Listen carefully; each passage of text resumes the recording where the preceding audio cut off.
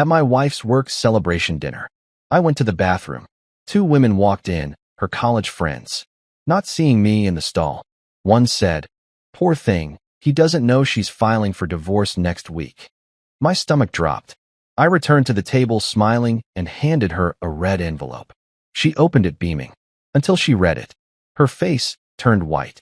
You know that feeling when you walk into a room and for about 3 glorious seconds, you actually believe you're somebody important? Yeah, that's exactly how I felt strutting into Lamont's Steakhouse on that crisp Thursday evening in downtown Pittsburgh. The valet took my keys like I was driving something fancier than a 2019 Honda Accord with a questionable check engine light. And for a moment, just a brief, shining moment, I felt like the main character in my own life story. Spoiler alert, I was about to get demoted to extra number 3 real fast, and the director didn't even have the decency to warn me before yelling cut. Lamont's isn't your average chain restaurant where you can get away with wearing cargo shorts and pretending the menu prices don't make you sweat. No, this place screams old money and new pretension. We're talking cloth napkins so thick and luxurious, you could legitimately fashion them into a winter coat if society collapsed tomorrow. The lighting was that perfect dim amber that makes everyone look like they've either just gotten back from a Caribbean vacation or made a deal with a very reasonable demon. The kind of establishment where the waiters have better posture than most people's life choices, and the wine list requires a small business loan to navigate. But hey, tonight wasn't about me and my humble government employee salary. Tonight was all about Clara Brooks. Well, Clara Brooks for now, though I didn't know the expiration date on that last name was coming up faster than expired milk. My wife. My college sweetheart. The woman I'd supported through med school, career changes, and that weird phase where she tried to become a lifestyle influencer.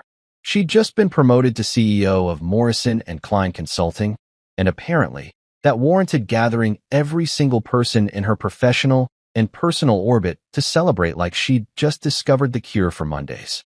The guest list was a greatest hits album of people I'd learned to tolerate over the years.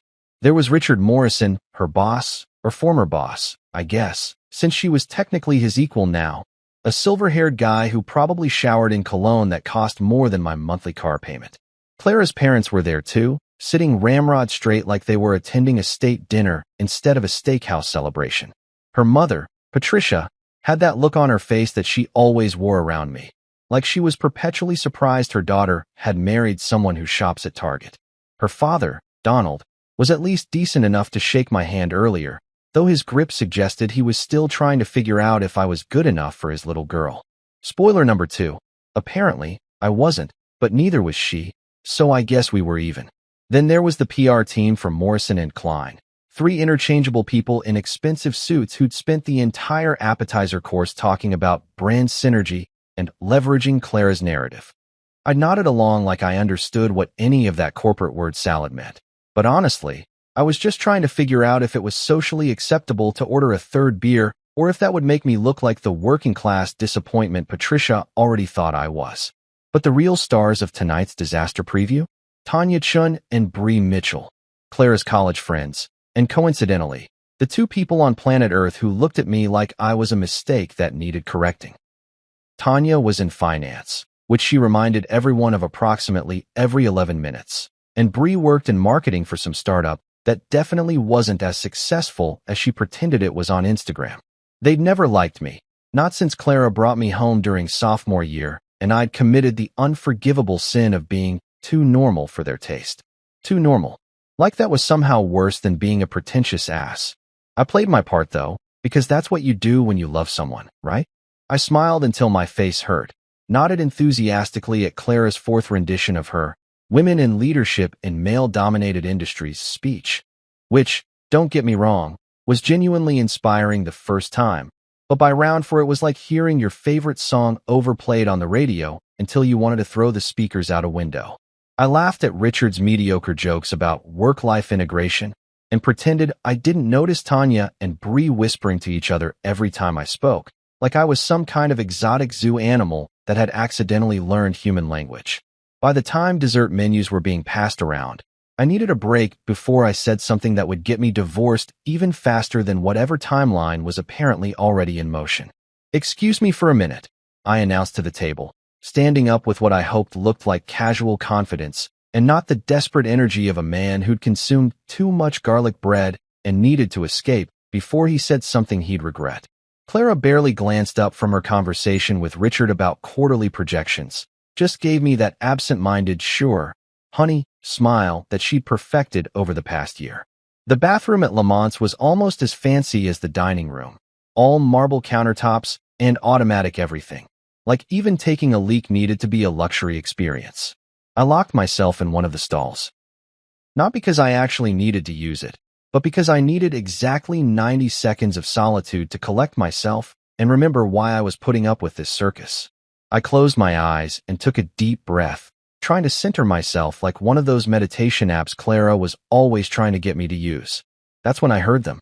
Heels clicking on tile, laughter echoing off the marble, and voices I recognized immediately. Tanya and Bree had walked into the bathroom. Well, the vestibule area outside the stalls, where apparently the universe had decided to host the most important conversation of my life. I froze. Not because I'm some kind of creep who hangs out in bathroom stalls eavesdropping. Let's be clear about that. But because opening the door and walking out at that exact moment would have been more awkward than a middle school dance, and my social anxiety made executive decisions without consulting me first. So I stayed put, phone in hand, trying to look like I was genuinely occupied if anyone happened to check under the door, and prayed they'd finish whatever mundane conversation they were having and leave. God, I almost feel bad for him, Tanya said, and I heard the unmistakable sound of a makeup compact snapping open. My stomach did a weird flip because when people start a sentence with, I almost feel bad, nothing good ever follows. Bree laughed, and it was that specific kind of rich person laugh that sounds like champagne bubbles and bad intentions. Almost. Girl, please. He has no idea what's coming. I stopped breathing. Completely stopped. If someone had checked my vitals right then, they would have called a code blue. Poor thing. Tanya continued, and I could practically hear her reapplying lipstick between words. Walking around here all supportive husband, smiling like a golden retriever, and he doesn't even know she's filing for divorce next week. The phone nearly slipped out of my hand. Divorce. Next week. The words hit me like a freight train made of betrayal and overpriced steak. My wife, the woman I'd spent 7 years building a life with, the person I'd supported through career changes and family drama, and that weird pyramid scheme phase her cousin tried to drag her into, was planning to divorce me. And apparently, everyone knew except the guy who actually needed to know. Clara's playing it so smart, Bree added, and I heard a purse zipper. Waiting until after the promotion bonus clears next Friday. She told me she's already got the papers drafted, just waiting for the money to hit her account, and then boom, served. They both laughed, casual as discussing weekend brunch plans, and then their voices faded as they walked back toward the dining room, leaving me sitting in a bathroom stall at a fancy steakhouse, staring at the door like it might offer me some kind of explanation for what the hell had just happened to my life. I don't know how long I sat there. Could have been 30 seconds, could have been 10 minutes. Time does weird things when your entire reality shifts sideways. Eventually, I stood up, flushed the toilet for authenticity's sake, because even in crisis I'm unnecessarily considerate, and walked to the sink. The bathroom attendant. Yeah, Lamont's has a bathroom attendant, because of course it does. Offered me a towel with a sympathetic smile, like he could sense the existential crisis radiating off me.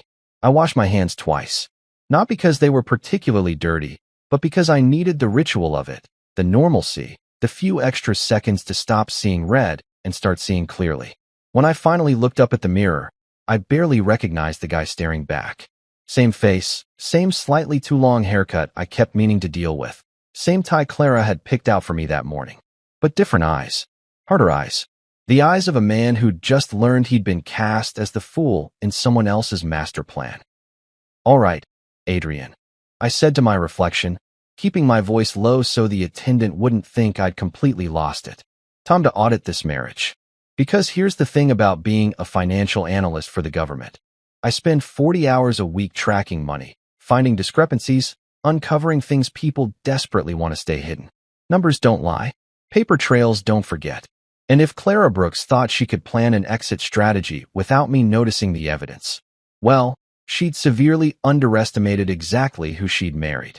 I straightened my tie, grabbed a mint from the crystal dish by the door because even righteous fury deserves fresh breath, and headed back to the table with a smile on my face and a plan forming in my head. The show, as they say, was about to begin. Walking back to that table felt like one of those slow-motion movie scenes, except instead of explosions and dramatic music, it was just me navigating between tables of oblivious rich people while my internal soundtrack was screaming static.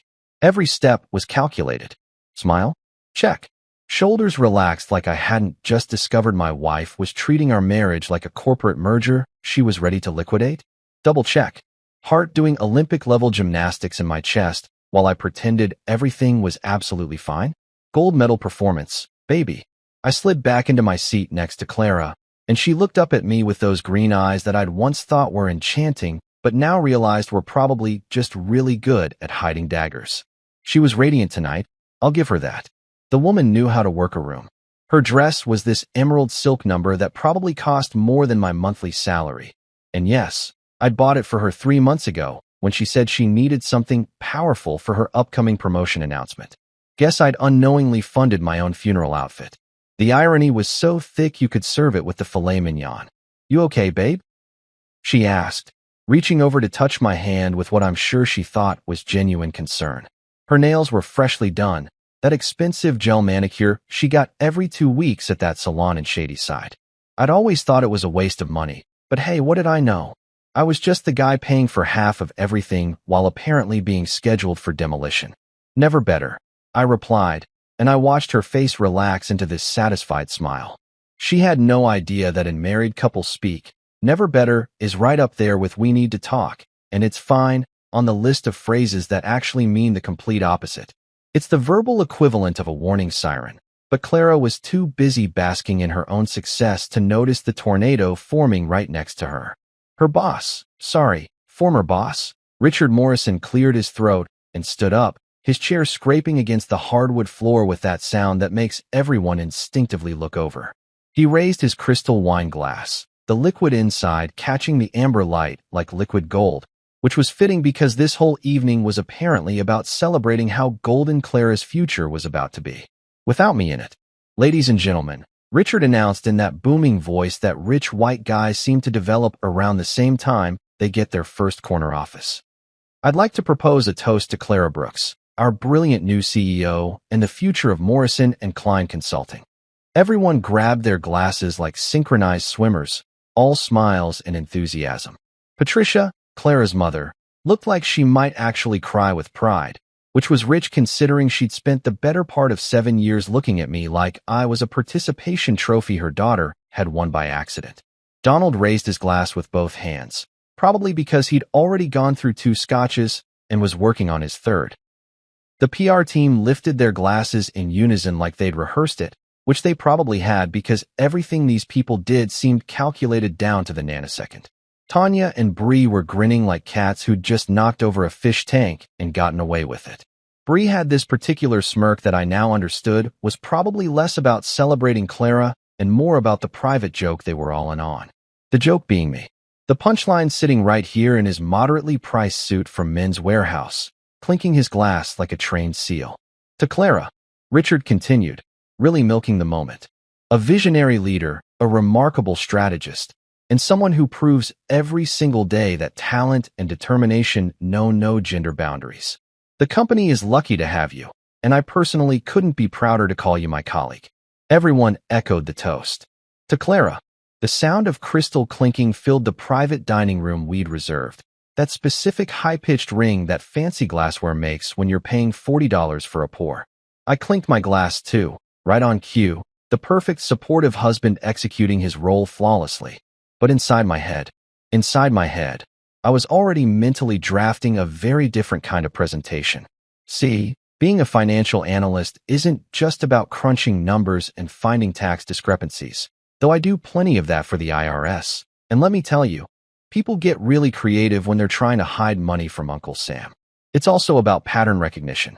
It's about seeing what doesn't add up, following the paper trail, and understanding that everything, absolutely everything, leaves evidence. Numbers are my first language, the thing I learned to speak fluently long before I mastered the art of small talk at dinner parties. And revenge? Revenge was rapidly becoming my second language, and apparently, I was about to become bilingual real fast. While everyone launched into enthusiastic conversation about Clara's promotion, I sat back and just observed. Really observed. This was information gathering time, and I needed to pay attention to every detail like I was auditing someone's taxes and knew they were hiding offshore accounts. Richard started talking about quarterly growth projections, throwing around numbers that were probably accurate, but delivered with the kind of enthusiasm usually reserved for announcing lottery wins. We're looking at a 37% increase in client retention, he said, gesturing with his wine glass like a conductor leading an orchestra. And with Clara at the helm, I anticipate we'll break into the pharmaceutical consulting market by Q2 next year. Clara was eating it up, nodding along, adding her own insights about leveraging synergies and optimizing operational bandwidth. Corporate speak. That beautiful language where people use 20 words to say absolutely nothing of substance. It's like they take normal English, run it through a translator set to pretentious nonsense, and then serve it up like it's profound wisdom. Synergy, bandwidth, paradigm shifts, all fancy ways of saying, we're going to try stuff and hope it works. I smiled and nodded, playing my part. The supportive husband who definitely understood what leveraging cross-functional integration meant. Sure, absolutely. I was leveraging my own cross-functional integration right now between wanting to flip the table and maintaining enough composure to execute what was rapidly forming in my mind. Tanya leaned over to Clara and said something I couldn't quite hear, but whatever it was made both of them laugh. That knowing laugh. The kind that comes with inside jokes and shared secrets. Bree joined in, adding her own comment. And suddenly all three of them were giggling like they were back in their college sorority house instead of a professional dinner celebrating corporate achievement. I wondered if they were laughing about me. Probably. The clueless husband who had no idea his marriage had an expiration date stamped on it like grocery store meat. The waiter appeared with dessert menus, those oversized leather-bound books that fancy restaurants use because apparently, listing 5 desserts on a regular piece of paper isn't sophisticated enough. Clara ordered the creme brulee without even looking at the menu. Her usual choice, the safe bet, the thing she always ordered because she didn't like taking risks with dessert. Funny how she was perfectly comfortable taking massive risks with, say, our marriage, but God forbid she try the chocolate souffle. Patricia ordered the fruit tart, because of course she did. Tanya and Bree decided to split the chocolate lava cake, which involved way too much discussion and negotiation for 2 people who were supposedly best friends. Richard waved off dessert entirely, probably watching his figure for his next executive photo shoot. Donald ordered another scotch, which wasn't technically dessert, but nobody was about to argue with him. I ordered the tiramisu, mostly because it gave me something to do with my hands and my mouth besides what I really wanted to do, which was stand up and announce to the entire table that I'd just overheard their little bathroom conspiracy. But that wasn't the play. Not yet. The thing about revenge, and I was learning this in real time, is that timing is everything. Rush it, and you blow the whole operation. Wait too long, and you lose your advantage. So instead, I sat there mentally building what I'd started calling my surprise package presentation. See, while everyone else was talking about Clara's brilliant future, I was calculating exactly what that future would look like without the safety net she thought she had.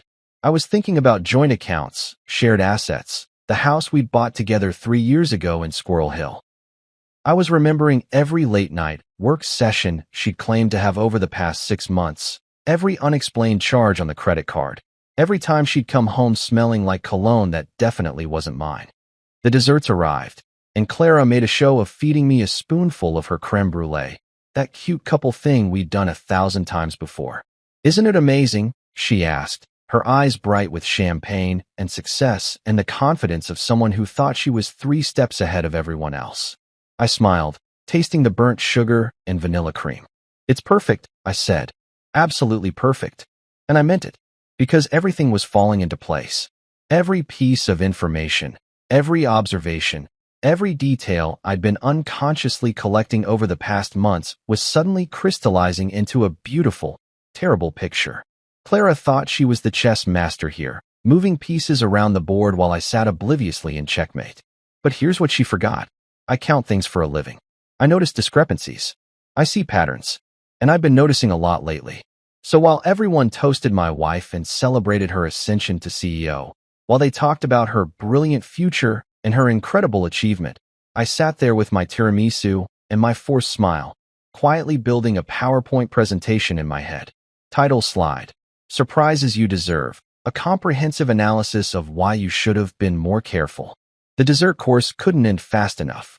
Dessert was winding down, and I could feel the evening starting to shift into that awkward phase where people aren't sure if they should order another drink or start making their polite exit excuses.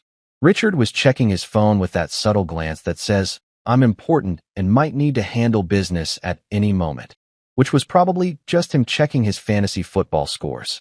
Patricia was dabbing her mouth with that ridiculously thick napkin, preparing her inevitable speech about how proud she was of Clara and how far she'd come. Donald was working on what I'm pretty sure was his fourth scotch, which meant he'd soon enter the phase where he'd start telling rambling stories about his own career in pharmaceutical sales back in the 80s. But me? I was in the zone. That special headspace where everything becomes crystal clear and time moves differently. Athletes call it flow state. Surgeons experience it during complicated operations. I was having it right now at a steakhouse table, surrounded by people who'd written me off as background noise, and I was about to deliver the performance of a lifetime. I reached into my inner jacket pocket slowly, deliberately, like I was going for something precious, which I was, technically, just not in the way anyone at this table would expect. My fingers wrapped around the red envelope I'd placed there earlier that evening, back when I'd still been that naive version of myself who thought tonight was just about celebrating my wife's success. Funny how much a person can change in the span of a bathroom eavesdropping session. The envelope was red because I'd specifically gone to 3 different stores to find the perfect shade. Not pink, not orange red, but that deep crimson that screams important occasion. The kind of red you see on Valentine's Day cards and warning signs. Appropriate for both love and danger, which was poetic as hell, if I did say so myself. I'd spent an embarrassing amount of time selecting it at Staples while the teenage cashier watched me compare different shades like I was picking out paint for the Sistine Chapel. "Everyone," I said, and my voice came out steadier than I expected. Clear, confident. The voice of a man who'd found his purpose somewhere between the appetizers and the conspiracy revelation. Before we wrap up this amazing celebration, I have something for Clara too. The table went quiet, that anticipatory kind of silence that happens when people think something sweet is about to occur. Patricia's face lit up like I'd just announced I was donating a kidney. Even Richard looked interested, probably assuming I'd gotten Clara some expensive piece of jewelry that would make him look bad for only giving her a promotion. Clara's hand went to her chest in that exaggerated surprise gesture women do in jewelry commercials. "Oh my God, Adrian," she said, and her voice had that pitch that suggested she was genuinely touched. "You didn't have to do anything. This night is already perfect." "Oh, I really did," I replied, and I let that sentence hang in the air for just a second longer than necessary. Just long enough for the meaning to slip past her champagne-buzzed defenses, but not long enough for her to actually process it. "I couldn't let tonight pass without giving you something special. Something you deserve." I pulled out the red envelope and held it in both hands, presenting it to her like it was the Olympic torch or the nuclear launch codes. The table leaned in. Even Tanya and Bree, who'd spent most of the evening whispering to each other like mean girls in a high school cafeteria, were watching with interest. They probably thought I'd gotten Clara some romantic getaway trip or maybe a heartfelt letter expressing my undying support for her career. How adorable. How completely, devastatingly wrong. Clara took the envelope from my hands, her fingers brushing against mine in that familiar way that used to give me butterflies, but now just made me think about all the other hands she'd been holding lately. Her smile was radiant, genuine, the smile of someone who thought they were winning at life. She looked around the table, making sure everyone was watching her moment, because Clara had always loved an audience, always needed validation from the room. It was one of the things that had driven me crazy about her, this constant need for external approval. "Should I open it now?" she asked, playing coy, probably expecting me to suggest she wait until we got home for something more private and intimate. "Absolutely," I said, leaning back in my chair with my arms crossed. "I think everyone here should see this. After all, we're all family, right? All friends. All people who care about Clara's future." I made sure to make eye contact with Tanya when I said that last part. She smiled back, oblivious, probably thinking I was just being sentimental. Bree raised her wine glass slightly in acknowledgement, like she was toasting my devotion. The irony was so delicious I could taste it better than the tiramisu. Clara's perfectly manicured nails, the ones I'd indirectly paid for with our joint checking account, slid under the envelope flap. She was taking her time, savoring the moment, because she genuinely believed whatever was inside would be something wonderful. A love letter maybe. Concert tickets to see her favorite band. A reservation at some five-star resort where we could celebrate her promotion properly. The envelope opened with that satisfying paper tear sound, and Clara reached inside. I watched her face with the intensity of a scientist observing a chemical reaction, because I knew exactly what was about to happen, and I wanted to memorize every microsecond of it. Her hand emerged holding papers. Multiple sheets, neatly printed on official-looking letterhead. Her eyes scanned the first page, and I saw the exact moment comprehension hit her brain. It was like watching someone get unplugged from the Matrix. That split second where reality crashes through delusion like a wrecking ball through drywall. Her smile didn't just fade, it evaporated. Completely disappeared like it had never existed in the first place. Her skin, which had been glowing with champagne flush and success, drained of color so fast I briefly worried she might actually pass out. She went from woman on top of the world to person who just realized the world is actively collapsing beneath her in approximately 2 seconds flat. Adrian, she whispered, and her voice had lost all that confident CO authority. Now she just sounded small, confused. What is this? I leaned forward, resting my elbows on the table like we were having a casual conversation about weekend plans instead of the nuclear detonation of our marriage. Oh, just some light reading material. I thought it might pair well with the creme brulee. You know, something bitter to complement the sweet. Her hands were shaking now as she flipped through the pages. Page 1. Bank statements from the secret savings account she'd opened 6 months ago. The one she thought I didn't know about, where she'd been funneling money from our joint checking. Small amounts, 50 here, 100 there, nothing dramatic enough to trigger immediate suspicion. But over 6 months? It added up to almost $8,000. My $8,000, our $8,000, that she'd been stockpiling for her post-divorce independence fund. Page 2. Screenshots of email exchanges between her and Ethan Price, her harmless work mentor. And let me tell you, these emails were anything but harmless. They weren't quite explicit enough to be pornographic, but they sure as hell weren't professional either. Can't stop thinking about our meeting yesterday, and you make these late nights worthwhile, and my personal favorite.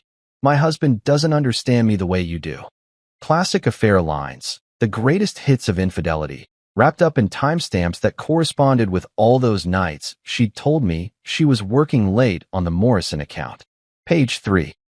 More email screenshots. These ones detailing dinner reservations at restaurants I'd never been to, hotel stays charged to the company card under client development, and a particularly damning exchange where Clara told Ethan she was just waiting for the right time to make her exit.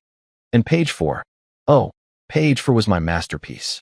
Legal documentation, properly notarized and filed with the Allegheny County Court of Common Pleas, showing that I, Adrian Michael Brooks, had filed for divorce from Clara Elizabeth Brooks 2 days ago. Wednesday afternoon, to be precise, at 2:47 p.m., while she'd been in her big promotion announcement meeting. Her boss Richard was starting to look uncomfortable, his executive smile wavering like bad Wi-Fi. He leaned slightly toward Clara, trying to see what had caused such a dramatic reaction, but she clutched the papers to her chest like they were nuclear secrets. Something wrong, honey? I asked, and I made sure my voice was dripping with the kind of sweetness usually reserved for talking to toddlers or customer service representatives you're about to destroy with a perfectly worded complaint. You look a little pale. Should I get you some water? Maybe some truth serum? Oh wait, looks like you've already got plenty of truth right there in your hands. Patricia had her hand over her mouth, her eyes darting between Clara and me like she was watching a tennis match played with emotional grenades. Donald had actually set down his scotch, which for him was the equivalent of a 5-alarm emergency. The PR team had gone completely silent, probably mentally calculating how this would affect Clara's public image and whether they needed to start drafting crisis management strategies. But Tanya and Bree? Oh, Tanya and Bree were my favorite reactions. They'd gone absolutely rigid, frozen like someone had hit pause on them mid-gossip.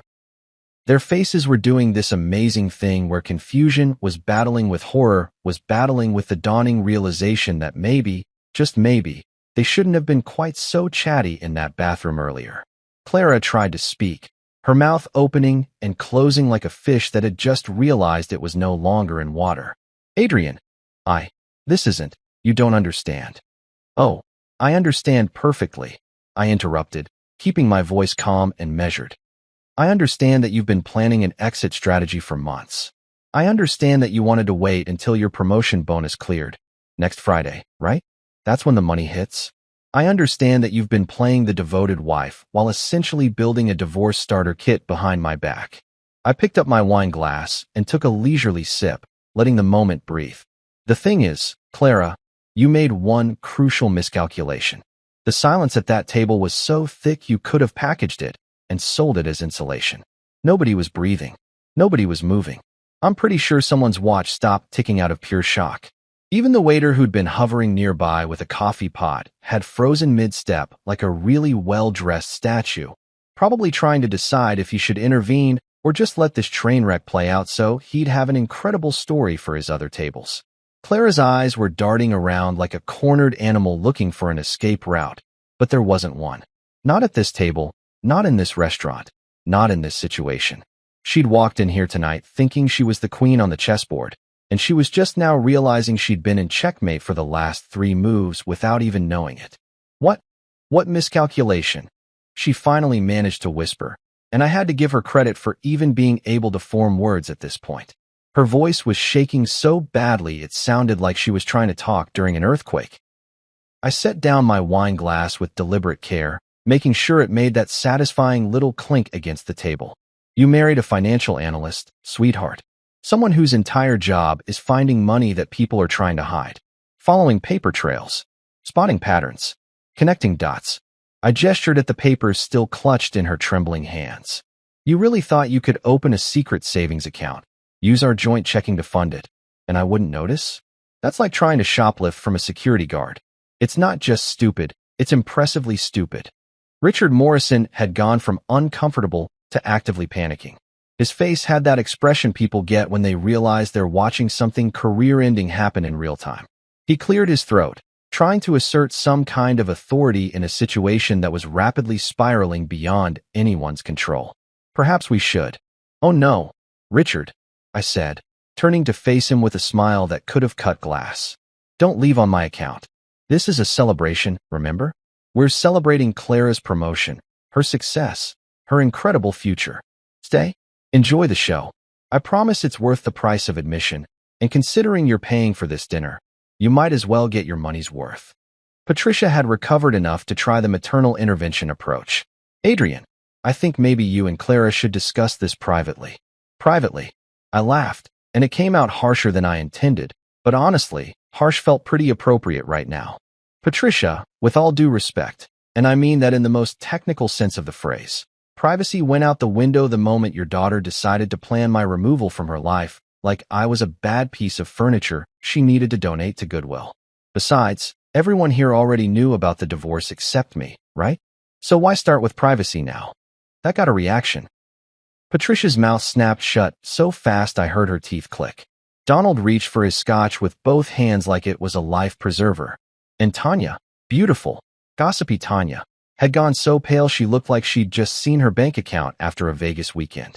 I turned my attention to Clara's 2 best friends, these women who'd spent years looking down their noses at me like I was something unfortunate they'd stepped in. Speaking of everyone knowing, Tanya, Bree, how's the bathroom at Lamont's? Nice acoustics in there, right? Really carries a conversation. Bree's wine glass slipped from her fingers, not shattering, but landing on the table with a thud that splashed Merlot onto the white tablecloth like a crime scene. Tanya had gone from pale to red, that particular shade of crimson that happens when someone realizes they've been caught doing something monumentally stupid. The bathroom, Tanya started, then stopped, her brain clearly trying to calculate exactly how much I'd heard and how completely screwed she was. Yeah, the bathroom, I confirmed, nodding slowly. You know, The one where you two were touching up your makeup and discussing how poor Adrian doesn't even know his wife is filing for divorce next week. How Clara's playing it so cool, waiting for the bonus to clear before serving me papers. That bathroom. Ring any bells? Clara made a sound that was somewhere between a gasp and a whimper. She turned on her friends with a look of pure betrayal, and honestly, it was almost funny watching her experience what betrayal felt like after she'd been dishing it out for months. You told him? They didn't tell me directly. I clarified, because accuracy matters, even in the middle of nuclear warfare. They just happened to have their little gossip session while I was occupying a stall, wondering if I'd eaten too much garlic bread. Which, for the record, you can never eat too much garlic bread. That's a myth. But I digress. I picked up the papers that Clara had dropped onto the table, holding them up like I was presenting evidence in court. See, here's the thing that really gets me. It's not just that you want it out. Marriages end. People fall out of love. That happens, and it sucks, but it's life. I made eye contact with her, really looked at her, and for a moment I saw a flicker of the woman I'd fallen in love with in college. The pre-law student who'd laughed at my terrible jokes and stayed up with me studying for finals and promised we'd figure out life together. But that woman was gone, or maybe she'd never really existed outside my imagination. What gets me is the calculation of it all. The strategy. Waiting for the money. Hiding accounts. The fact that you turned our marriage into a business transaction that you were quietly liquidating while still playing the loving wife.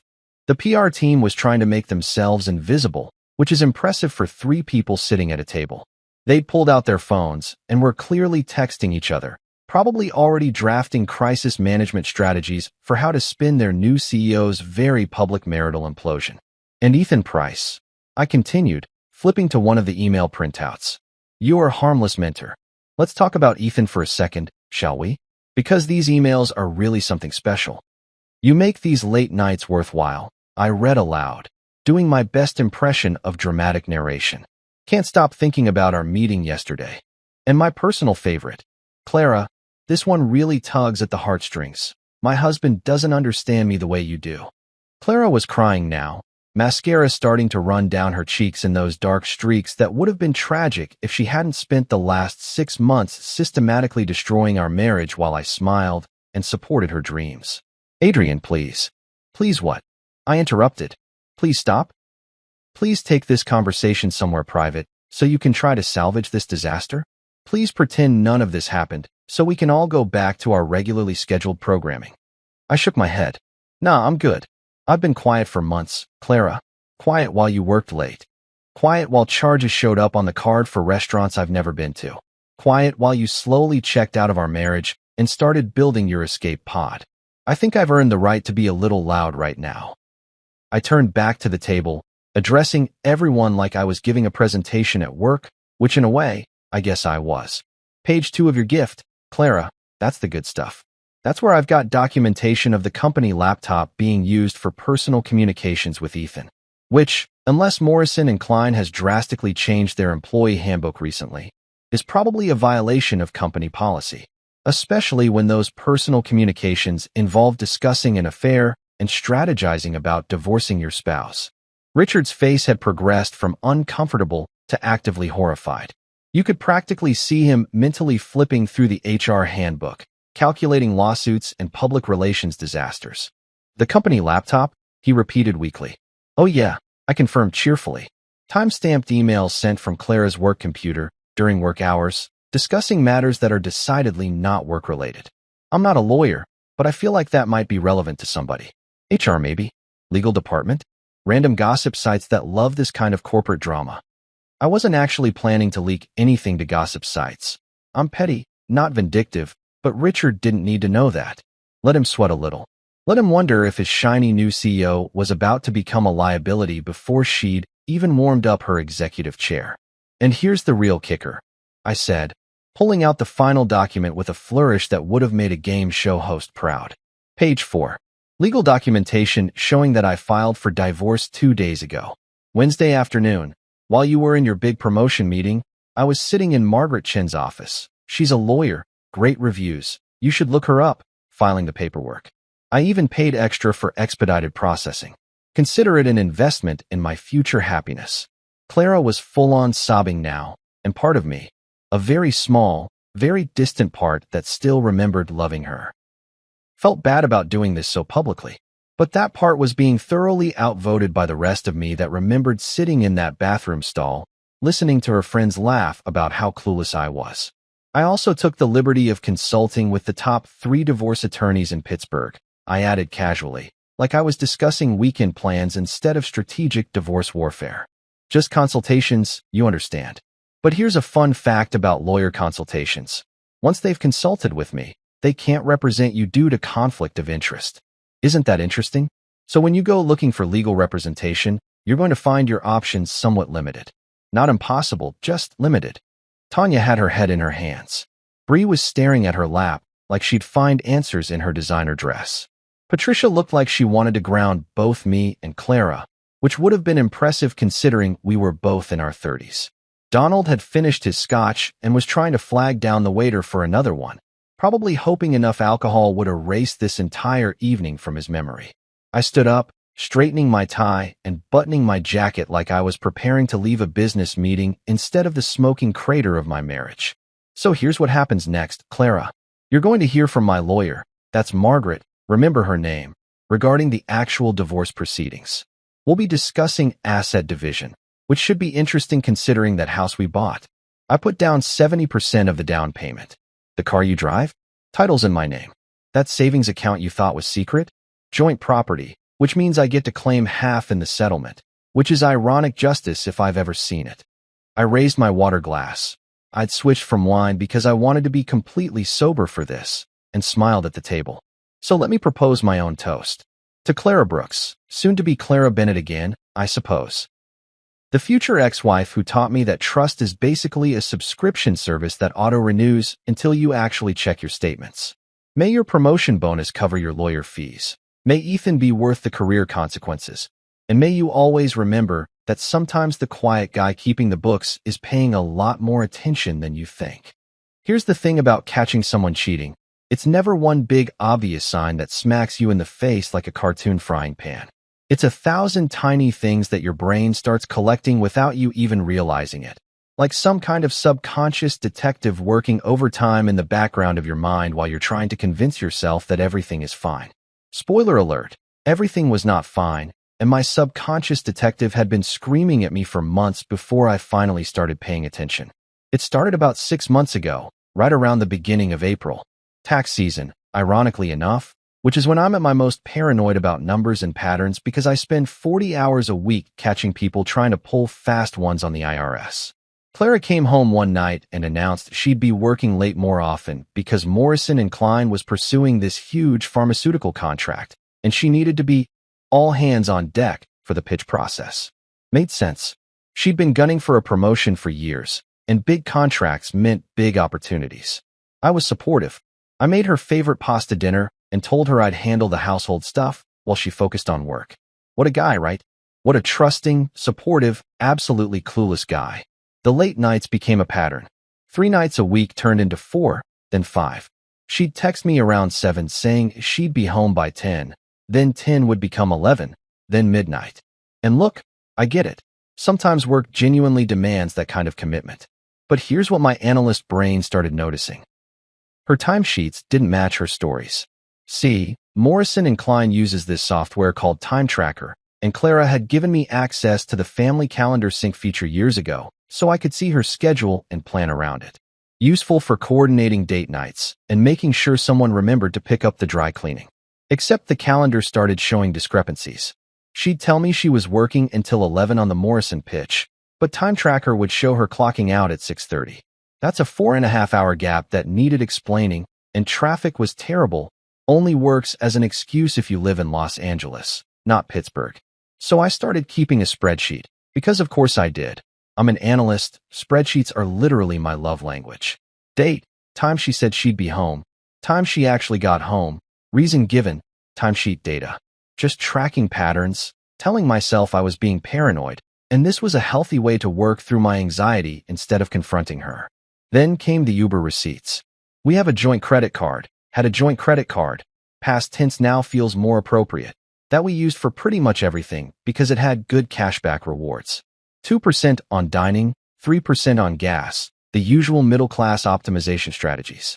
I'm the one who reconciles the statements each month because Clara always said she found it tedious, which I now realize was less about tedium and more about not wanting me to look too closely at where money was going. But I do look closely. That's literally what I do for a living.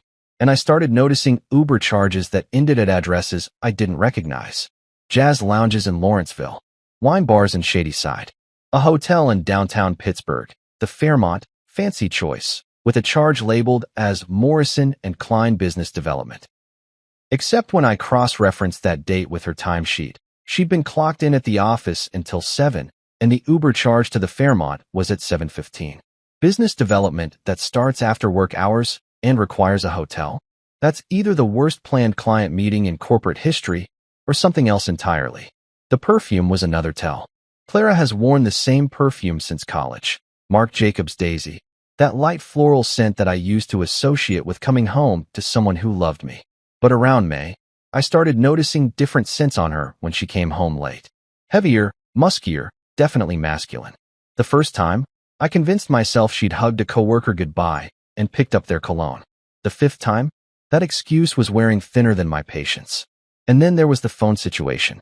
Clara had always been pretty casual about her phone around me. Left it on the counter while she showered, didn't bother with a passcode for years, the behavior of someone who had nothing to hide. But suddenly, around the same time as the late night started, the phone became surgically attached to her person. She took it everywhere.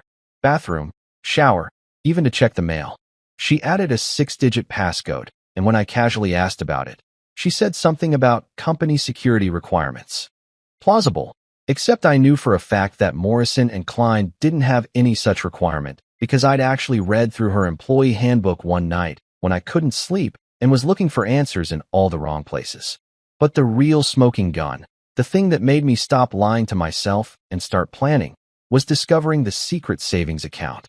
That happened completely by accident, which is how the best detective work always happens, apparently. I was looking for our mortgage statement in her home office, and I knocked over a stack of papers on her desk. Basic klutz moment, nothing sinister. But when I was picking everything up, I saw a bank statement from Citizens Bank. We don't bank at Citizens Bank. We bank at PNC, have for years, joint checking and savings, everything transparent and above board. So naturally, I looked at the statement. And there it was, an individual savings account in Clara's name only, opened in March, with deposits that matched exactly the weird little charges I'd been noticing on our joint checking. $50 here for groceries that never materialized in our fridge. $100 there for gas, when her car had a full tank. $75 for pharmacy, when neither of us were on any medications. Death by 1,000 paper cuts, except instead of dying, she was building herself a nice little nest egg. Almost $8,000 by the time I did my full investigation. 8,000 of our dollars, my dollars, our shared resources, quietly being funneled into her escape fund. That's when I stopped being the trusting husband and started being the financial analyst. I went full forensic accountant on our entire financial life. Every receipt, every credit card statement, every transaction for the past 6 months got entered into a master spreadsheet with categories, timestamps, and cross-references. I created a separate encrypted folder on my laptop labeled Tax Documents 2024 because I knew Clara would never voluntarily look at anything tax-related. Inside that folder, a complete dossier of her affair. I tracked the Uber receipts and mapped out the destinations. I noticed that Sophie in her contacts, supposedly a work friend, texted her at weird hours and with a familiarity that felt off. So I did something I'm not particularly proud of but won't apologize for. I checked her laptop, the one issued by Morrison & Klein, which she often left open on the kitchen counter while she was getting ready in the mornings. Company property, technically, which made me feel slightly less guilty about what I was about to do. I didn't hack anything. Didn't need to. Clara's email was already open, and she had the password saved in her browser because she's brilliant at corporate strategy, but apparently terrible at digital security. And there they were, months of emails with Ethan Price, her mentor at the firm. The progression was almost textbook, started professional enough, strategy discussions, and client notes. Then it got more personal. Comments about how much they enjoyed working together. Inside jokes. Late-night messages that had nothing to do with work and everything to do with two people who were definitely crossing lines they shouldn't be crossing. The smoking gun email came in June. Clara wrote to Ethan, "I've decided to file after the promotion bonus clears. No point giving him ammunition to go after my money. We've worked too hard to let him take half of everything I've earned." She was talking about me, her husband, the guy who'd supported her through her career changes and celebrated every win and picked up the slack at home so she could focus on climbing the corporate ladder. I was him, the obstacle between her and Ethan and whatever fantasy future they'd cooked up together. That's when I made the decision. I wasn't going to be the clueless husband who gets blindsided. I wasn't going to wait around for her to serve me papers on her timeline, making me the reactive party scrambling to protect myself. I was going to flip the script so hard she'd get whiplash. First call I made was to Margaret Chun, a divorce attorney in Shadyside with a reputation for being absolutely ruthless but fair. Consultation appointment for the following Tuesday. I took a personal day from work, told Clara I was helping my buddy Mike move furniture, and instead spent 2 hours in Margaret's office laying out everything I'd discovered. She listened, took notes, and at the end said something I'll never forget. "Your wife made 3 critical mistakes. 1. She underestimated you. 2. She left a paper trail that would make a breadcrumb trail look subtle. 3. She didn't file first. Let's make sure she regrets all 3. Margaret and I filed on Wednesday afternoon, 2 days before the steakhouse dinner. Rush job, expedited processing, cost me an extra $500, but worth every penny." While Clara was in her promotion announcement meeting, celebrating her ascension to CEO, I was signing paperwork that would make her celebration very short-lived. But I didn't stop there. Margaret had given me a pro tip that bordered on brilliantly petty. Consult with the top divorce attorneys in the city. Just consultations, establish a conflict of interest, make it harder for Clara to find representation. So I spent the next 2 days meeting with lawyers. Daria Hollings at Steel City Family Law, Robert Patterson at Commonwealth Advocates, Jennifer Wu at Pittsburgh Divorce Solutions. Told them all the same story, showed them all the same evidence, paid for consultations I didn't technically need just to lock them out of Clara's reach. Was it playing dirty? Absolutely. Did I care? Not even a little bit. If you think the steakhouse dinner was the grand finale, you'd be wrong. That was just the opening act. The real show started on Monday morning when the corporate machine started chewing up Clara's carefully constructed professional image and spitting it out like bad cafeteria food. I didn't go into work Friday. Took a personal day, stayed home with Max, our golden retriever and the only innocent party in this entire mess, and watched trashy TV while eating ice cream straight from the container like I was the protagonist in a rom-com dealing with a breakup. Except I wasn't sad. I was vindicated. There's a difference, and it tastes a lot better than sadness. Tastes like cookies and cream Haagen-Dazs and the sweet satisfaction of a plan executed flawlessly. But Monday, I walked into my office at the IRS Federal Building in downtown Pittsburgh like I owned the place. And here's the thing about working for the government. Gossip travels faster than our actual internet connection. I hadn't even made it to my desk before people were giving me looks. Not pity looks, which is what I'd expected. These were respect looks. Impressed looks. The kind of looks you give someone who just pulled off something legendary. My cubicle neighbor, Derek Chun, was waiting at my desk with 2 cups of coffee like he'd been staking out the place. Derek's a good guy, works in audit enforcement, has 3 kids, and a wife who legitimately scares me. "Bro," he said, handing me a coffee. "I need to know if the rumors are true." "What rumors?"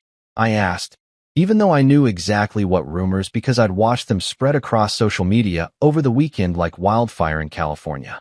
Someone at that dinner, my money was on one of the PR team, had apparently posted about the most dramatic dinner of my entire life, without names. But Pittsburgh's professional community is small enough that people connected the dots faster than a kindergarten activity book. That you served your wife divorce papers at her CEO celebration dinner in front of her entire company. Derek was practically vibrating with curiosity. In a red envelope, with evidence of her affair. "Please tell me it's true because if it is, you're officially my hero." I took a sip of the coffee, black, no sugar, the way I liked it, and smiled. I neither confirm nor deny the alleged events of last Thursday evening. "Oh my God, it's true." Derek sat on the edge of my desk, which was against office protocol, but nobody cared because apparently I was now the office's unofficial entertainment. Dude, that's the most badass thing I've ever heard. My wife showed me the Reddit post about it. Someone wrote it up like a revenge story. 18,000 upvotes. There was a Reddit post. Of course there was a Reddit post. This is what happens when you publicly detonate your marriage in the age of social media. It becomes content. I made a mental note to never, ever read it because I didn't need to know what strangers on the internet thought about my personal life, even if they apparently thought I was some kind of folk hero. But the real story, the stuff that actually mattered, was happening across town at Morrison & Klein Consulting. I didn't know all the details immediately, but information has a way of traveling, especially when you know people who know people. My buddy Jake works in IT at a firm that does contract work for Morrison & Klein, and he texted me Monday afternoon with the subject line, "Dude." Apparently, Clara had come into the office Monday morning trying to project confidence and normalcy, like nothing had happened, like her personal life hadn't just exploded across Pittsburgh's professional scene like a poorly contained chemical spill. She'd walked in wearing what Jake's contact described as power suit armor. Probably that gray Armani number she'd bought for client presentations. Her hair perfect, makeup covering whatever emotional damage had been done over the weekend. But here's the problem with trying to pretend everything's fine when it very clearly isn't. People talk. Her coworkers had heard things, seen things. Some of them had been at the dinner or knew people who were. And by Monday morning, everyone at Morrison & Klein knew that their shiny new CEO had been having an affair with Ethan Price using company resources, had been caught red-handed, and was now facing a very public, very messy divorce. By lunchtime Monday, according to Jake's intel, HR had called both Clara and Ethan into separate meetings. The company had to investigate because I'd been thoughtful enough to document that they'd been using company laptops, company email, and company time to conduct their little romance. And Morrison & Klein, like most corporations trying to avoid lawsuits and bad publicity, had very strict policies about workplace relationships and even stricter policies about using company resources for personal matters. Ethan got suspended immediately. Full stop. Do not pass go. Do not collect your paycheck until we figure out what to do with you. They escorted him out of the building by Tuesday afternoon with a cardboard box of his desk belongings like he was a character in a movie about corporate downsizing. I heard through the grapevine. Okay, through Jake, who heard it from his contact, who heard it from someone in Ethan's department, that his wife Jennifer had found out about the affair over the weekend. Apparently, someone had been kind enough to send her screenshots of the emails. I have no idea who would do such a thing. None whatsoever. Jennifer filed for divorce on Monday morning, citing infidelity and irreconcilable differences, which made Ethan's week about as fun as a root canal performed by an angry dentist. Clara didn't get suspended, but she got something worse. She got the corporate equivalent of probation. HR launched a full investigation into her conduct, which meant lawyers going through her work emails, her calendar, her expense reports, everything. They were looking for policy violations, and given what I'd already documented, they were going to find plenty. The pharmaceutical contract she'd been working on, the one that had supposedly required all those late nights, turned out most of those strategy sessions were actually dinner dates and hotel visits. The company wasn't thrilled about potentially having to explain to clients why their CEO had been billing personal romantic endeavors as business development. By Wednesday, the story had leaked to one of those corporate gossip newsletters. You know the type, the ones that professionals pretend they don't read but absolutely devour on their lunch breaks. Trouble in Paradise. New CEO's rocky start was the headline, and while they didn't use Clara's name directly, they included enough details that anyone in the Pittsburgh business community knew exactly who they were talking about. Morrison & Klein's stock price didn't tank or anything dramatic, but there were definitely some uncomfortable questions being asked by board members and investors about leadership stability and corporate culture. Clara's big Women in Leadership speaking engagement at the Greater Pittsburgh Chamber of Commerce canceled. The organizers cited scheduling conflicts, which is corporate speak for "we don't want the controversy." Her profile feature in Pittsburgh Magazine about breaking glass ceilings delayed indefinitely, probably forever. The podcast interview she'd scheduled with that business leadership show quietly removed from their upcoming episode list.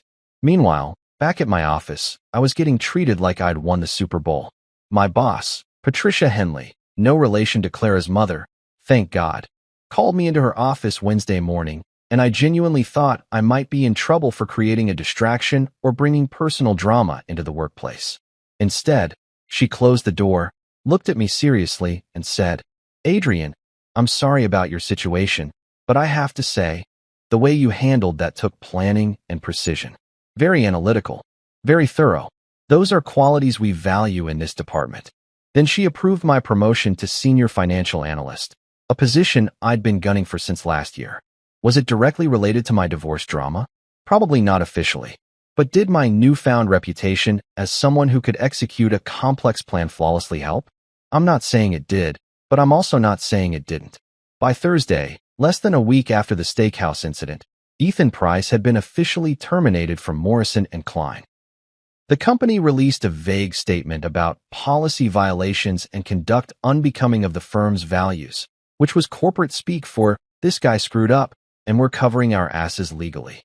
His LinkedIn profile changed to "seeking new opportunities" within hours, which is the professional equivalent of updating your Facebook status to "it's complicated." Clara survived at Morrison & Klein, technically. She kept her CEO title, kept her office, kept her salary. But her reputation? That was damaged goods. The promotion she'd worked so hard for, the leadership position she'd sacrificed our marriage to achieve, was now permanently tainted by scandal. Every meeting she walked into, every client presentation she gave, every board discussion she participated in would be colored by the knowledge that she'd gotten caught having an affair and using company resources to facilitate it. And me? I was doing just fine. Better than fine, actually. I had my promotion, my dignity, my dog, and the satisfaction of knowing that sometimes, just sometimes, the quiet guy keeping the books wins. 3 weeks after the steakhouse incident, I found myself sitting in a conference room at Margaret Chen's law office, staring across a mahogany table at Clara and her attorney, a middle-aged guy named Robert Fletcher, who looked like he'd rather be literally anywhere else. The conference room had that specific smell all law offices seem to have: expensive leather, old books, and the faint scent of broken dreams. Very on-brand for divorce proceedings. Clara looked rough, and I don't mean that in a petty, vindictive way. I mean she genuinely looked like the past 3 weeks had aged her a decade.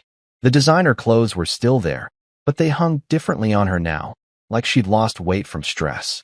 Her hair, usually styled to perfection, was pulled back in a simple ponytail. No makeup, or at least not the full-face situation she usually did. Dark circles under her eyes that concealer couldn't quite hide. She looked like someone who'd been sleeping about as well as I had right after I overheard that bathroom conversation, which is to say not at all. Part of me, that small, stupid part that still remembered being in love with her, felt a twinge of sympathy. But then I remembered the secret bank account, the affair, the plan to divorce me on her timeline after securing her bonus, and that sympathy evaporated faster than water on a Phoenix sidewalk in July. Margaret sat next to me, looking like the legal equivalent of a shark in a designer pantsuit. She had her laptop open, 3 color-coded folders arranged in front of her, and an expression that suggested she was about to enjoy this meeting way more than was probably professional. I'd paid her a substantial retainer, and she was definitely earning every penny. Robert Fletcher cleared his throat and shuffled some papers, doing that thing lawyers do when they're about to deliver bad news, but need to make it sound reasonable. "Thank you all for coming today. I think we can handle this matter civilly and come to an agreement that works for both parties." "Both parties," Margaret repeated, and I could hear the amusement in her voice. Interesting choice of words, considering one party was planning a unilateral exit strategy using marital funds while conducting an extramarital affair on company time. Fletcher winced. Clara stared at the table like it might offer her an escape route. Let's try to keep this productive," he said weakly. "Oh, absolutely." I agreed, leaning back in my chair with the confidence of a man holding all the cards and knowing it. Productivity is important. So let's be productive. What's your opening offer? Fletcher glanced at Clara, who gave a barely perceptible nod. He pulled out a document that looked depressingly official. "My client is willing to negotiate a 50-50 split of all marital assets. The house would be sold, proceeds divided equally. Vehicles remain with their current primary drivers. Bank accounts split down the middle. We believe this is fair and equitable given." No, I said simply. Fletcher blinked. I'm sorry. I said no. That's cute that you think we're starting negotiations at 50-50, but that's not happening. I looked at Margaret, who was smiling like a cat who'd just spotted a particularly slow mouse. You want to walk them through why? Or should I? Oh, please, Margaret said, gesturing to me like a game show host revealing a prize. Be my guest. I pulled out my own folder, not as fancy as Margaret's color-coded system, but effective, and slid a document across the table. Let's talk about the house first. That lovely 3-bedroom in Squirrel Hill that we bought 3 years ago for $450,000? I put down 70% of the down payment. That's $63,000 of my money compared to Clara's $27,000. The mortgage has been paid primarily from my account because Clara's contributions mysteriously decreased about 6 months ago when she started funneling money into her secret Citizens Bank savings account. Clara's face went red. Fletcher looked at the document, then looked at her like a disappointed father. Clara, we discussed full financial disclosure. It gets better, I continued, warming to my topic. The car Clara drives, that Lexus RX she loves so much, title's in my name. I bought it outright 2 years ago as an anniversary gift. She's welcome to it, but she'll need to buy me out at fair market value, which according to Kelley Blue Book is approximately $32,000. I slid another paper across the table. Then there's the secret savings account. $8,417, to be exact. Money transferred from our joint checking over a 6-month period in amounts small enough that I guess Clara thought I wouldn't notice. Spoiler alert, I noticed. That's marital property obtained through what's technically financial fraud, which means in a divorce settlement, I'm entitled to claim not just half, but potentially all of it as punitive damages. Fletcher was scribbling notes furiously, probably realizing his client had given him about 10% of the actual story. Clara was crying now, quiet tears that she was trying to hide by staring at her lap. Old Adrian would have stopped, would have felt guilty, would have backed off. New Adrian had been forged in the fires of betrayal and was made of sterner stuff. Should we discuss the stocks? Margaret asked sweetly. I think we should discuss the stocks. Oh, the stocks, I said. Yeah, let's talk about those. Clara received stock options as part of her compensation package at Morrison & Klein. Those options were granted during our marriage, which makes them marital property. Now, normally we'd split them 50-50. But considering Clara used company resources to conduct an affair, which resulted in company investigations and potential policy violations, those stocks might be subject to clawback provisions. But I'm feeling generous, so I'll only take half. Fletcher was looking increasingly uncomfortable, like a man who'd signed up for a simple divorce case and found himself in the middle of a financial forensics investigation. Mr. Brooks, I understand you're upset, but... Upset? I laughed, and it came out harsher than I intended. Robert, can I call you Robert? I'm not upset. Upset is when your favorite restaurant runs out of the dessert you wanted. I'm something way beyond upset. I'm methodical. There's a difference. Margaret pulled out her own documentation, a thick stack of papers that made Fletcher's folder look like a pamphlet. We're prepared to be reasonable, she said, in a tone that suggested reasonable was a very relative term. My client is willing to accept the house, his vehicle, half of all stock options granted during the marriage, and full custody of the dog. The dog. Clara spoke for the first time, her voice cracking. Adrian, you can't take Max. Watch me, I replied. Max is registered in my name. I'm the one who feeds him, walks him, takes him to the vet. You're at work 80 hours a week. Sorry, you're at work 50 hours a week and with Ethan 30 hours a week. When exactly were you planning to care for a dog? That hit her hard. I could see it in her eyes, the realization that I wasn't just taking assets. I was taking our life apart piece by piece, keeping the parts that mattered and leaving her with the shell. Fletcher tried one more time. My client is willing to negotiate on the dog if we can reach a reasonable agreement on the financial assets. Your client, I interrupted, doesn't get to negotiate from a position of strength. She violated our marriage, violated company policy, and tried to strategically time a divorce to maximize her financial benefit. Margaret has documented everything. Every Uber receipt, every hotel charge, every email with Ethan. We can do this the easy way or the hard way. Easy way, she accepts my terms.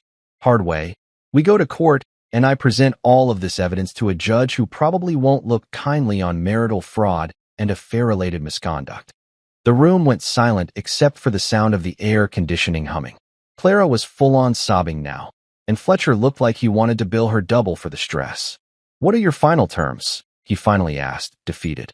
Margaret smiled. "My client keeps the house, his vehicle, his dog, and 50% of all stock options. Mrs. Brooks keeps her vehicle pending buyout payment, her personal effects, her separate accounts, including that secret one, and whatever relationship she has with Mr. Price, though I understand he's currently unemployed." I stood up, buttoning my jacket. "You've got 48 hours to accept or reject. After that, we file motions and this gets messy." I looked at Clara one last time. "You wanted to plan your exit? Congratulations. This is mine. You know that satisfying feeling you get when you line up dominoes perfectly and then watch them all fall in sequence? That's basically what happened over the next 2 months, except instead of plastic game pieces, it was people's lives and reputations, and instead of feeling guilty about it, I felt like I was watching the universe finally balance its own books. First domino, Ethan Price's marriage. Remember how I mentioned someone might have sent his wife Jennifer those incriminating emails? Well, Jennifer Price wasn't the type to sit around and process her feelings through therapy and meditation. No, Jennifer was a corporate litigator at one of Pittsburgh's biggest law firms, which meant she had the legal knowledge, the financial resources, and the professional vindictiveness to absolutely destroy Ethan's life with surgical precision. She filed for divorce exactly 1 week after the steakhouse incident, and her filing wasn't some gentle, irreconcilable differences situation. Jennifer went nuclear. The court documents, which somehow made their way to various legal gossip channels, definitely not through me, cited adultery, financial misconduct, and emotional abandonment.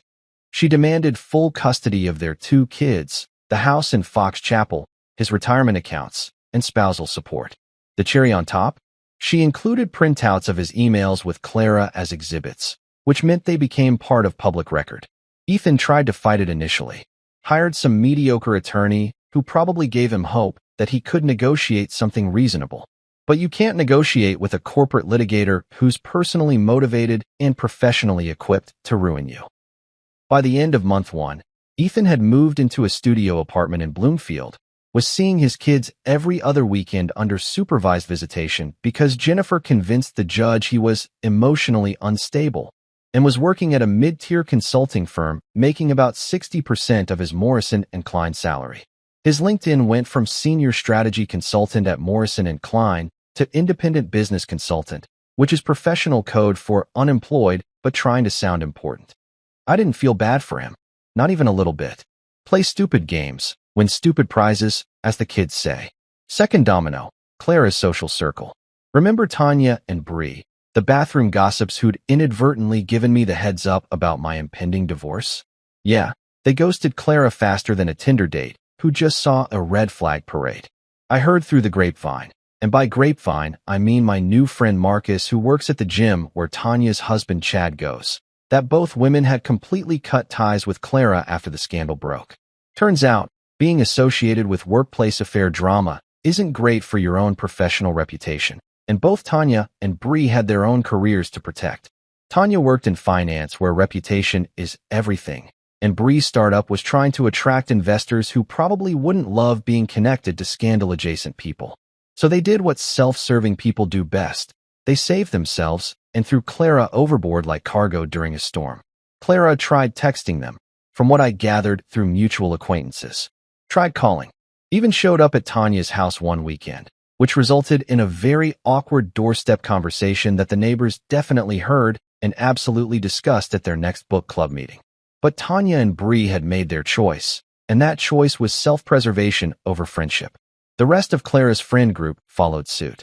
Her yoga class buddies stopped saving her a spot. Her book club mysteriously started meeting on nights she couldn't attend. The women she'd networked with at those professional development conferences suddenly had very full calendars when she tried to grab coffee. In the span of about 6 weeks, Clara went from having a robust social network to being essentially persona non grata in Pittsburgh's professional women's circles. Third domino, Clara's reputation. And this is where things got really interesting, because watching someone's professional reputation collapse in the age of social media is like watching a building demolition in slow motion. Fascinating, a little horrifying, and absolutely impossible to stop once it starts. The Reddit post Derek had mentioned? It blew up. Someone had written up the entire steakhouse incident like a revenge fantasy story, and it hit every popular subreddit. Relationship advice, petty revenge, pro-revenge, nuclear revenge. People were sharing it on Twitter, LinkedIn, professionally reframed, of course, and Facebook. Someone even made a TikTok series analyzing the strategic brilliance of my approach, which felt surreal to watch while eating leftover pizza on my couch. The red envelope divorce became a whole thing. People started using it as a reference point. I'd overhear conversations at coffee shops. If my partner ever cheats, I'm going full red envelope on them. My story became shorthand for calculated, public revenge, which was flattering and weird in equal measure. At work, I became a legend, not just at my office, but throughout the federal building. People I'd never met would nod respectfully when I walked by. The cafeteria lady started giving me extra cookies with my lunch. Even the security guards knew who I was. "Hey, red envelope guy," one of them said while checking my badge one morning. Respect, man. Absolute respect. Someone created a meme using a stock photo that vaguely looked like me, holding a red envelope with increasingly creative captions. My personal favorite: when she thinks you don't know about finances, but you literally audit people for a living. It got shared about 50,000 times across various platforms. My niece sent it to me asking if it was actually me. I neither confirmed nor denied. The professional community in Pittsburgh treated me like I'd pulled off a heist. At networking events, which I started attending more frequently post-divorce because why not? People would introduce themselves and then inevitably ask, "Wait, are you the guy?" And I'd smile and change the subject, but the damage was done. I was that guy, the legend, the man who'd served divorce papers at a celebration dinner and walked away like an action hero. Meanwhile, Clara's reputation went in the exact opposite direction. Morrison and Klein kept her on as CEO, but everyone knew she was damaged goods. Clients started requesting other consultants. Her Women in Leadership brand was essentially dead. Articles that had been planned about her success were quietly shelved. She'd become a cautionary tale instead of an inspiration. And me? I was thriving. Promotion at work. New apartment with a killer view. Gym membership that I actually used. A dating life that was surprisingly active once word got around that I was single. Life was good. The dominoes had fallen exactly as they should. 3 months after the steakhouse incident, I was living a life I barely recognized, and honestly, I wasn't mad about it. If someone had told me back in January that by October I'd be the guy with a downtown apartment, a dating life, and abs that were starting to exist as actual distinct entities rather than theoretical concepts, I would have laughed and gone back to my comfortable routine of microwave dinners and Netflix binges. But here I was, living proof that sometimes the best revenge isn't revenge at all. It's just becoming the best version of yourself while your ex watches from the sidelines. The apartment was probably my favorite upgrade. I'd moved out of the Squirrel Hill house, which was technically mine per the settlement, but held too many memories of a marriage I was actively trying to forget, and into a 2-bedroom loft in downtown Pittsburgh. 16th floor, floor-to-ceiling windows with a view of the city skyline that made me feel like I was living in a movie about successful people instead of actually being one. The place cost more than I'd normally spend on rent, but I figured I'd earned it. Consider it a divorce present to myself, funded partially by the extremely generous settlement Margaret had negotiated on my behalf. Max loved it too, though he was confused about why we suddenly had hardwood floors instead of carpet and why his backyard had been replaced by a balcony where he could watch pigeons but not chase them. He adapted though, because dogs are resilient like that. Unlike humans, who need therapy and self-help books and 3 months of emotional processing to handle major life changes, Max just needed his favorite tennis ball and regular meal times. I envied his simplicity. The gym membership was new too. I joined this place in the Strip district called Iron and Grit, which sounds like a CrossFit cult, but was actually just a solid gym with good equipment and people who minded their own business. I started going 4 times a week, partly because I needed to do something productive with all the nervous energy that comes with dismantling your entire life, and partly because spite is an incredible motivator. There's nothing quite like the mental image of running into your ex-wife while looking noticeably better than you did when you were married to really push you through that last set of bench presses. I hired a trainer too. This guy named Marcus, who I mentioned earlier, the one who gave me intel about Tanya's husband. Marcus was one of those naturally enthusiastic people who could make burpees sound exciting, which should be illegal, but somehow worked. He had me on a program that was actually showing results. My clothes fit better. My face looked less like exhausted government employee and more like guy who has his life together. People noticed. I noticed them noticing, which fed into a positive feedback loop that kept me motivated. The cooking thing started as a necessity and became something I actually enjoyed. Turns out when you're not trying to coordinate dinner with someone else's schedule, you can actually experiment and make mistakes and eat cereal for dinner without judgment.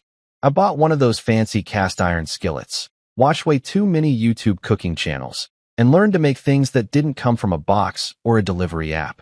Nothing fancy. I wasn't becoming a chef or anything, but I could make a decent stir-fry, grill a steak without setting off the smoke alarm. And my pasta carbonara was legitimately good enough that I'd started making it for dates. Which brought me to the dating situation. I'd downloaded the apps, Hinge, Bumble, the usual suspects, with extremely low expectations and a profile that my friend Derek helped me write after rejecting my initial attempt, which apparently made me sound like a tax form with abandonment issues. But once I updated my photos to include ones from my new apartment and post-gym glow-up, the response was surprisingly positive. Turns out, recently divorced government analyst with a revenge story that went viral is apparently an intriguing dating profile element. Who knew? I went on a bunch of first dates that went nowhere. Coffee with Amanda, who talked about her cats for 45 minutes straight. Dinner with Rachel, who spent the entire meal on her phone. Drinks with Kelly, who asked if I could help her commit tax fraud, which was both insulting to my professional integrity and wildly illegal. But then I met Jade at a networking event. She worked in marketing for a tech startup downtown, and something clicked. Jade thought my story was hilarious, which was refreshing after dates with women who either found it intimidating or saw me as damaged goods.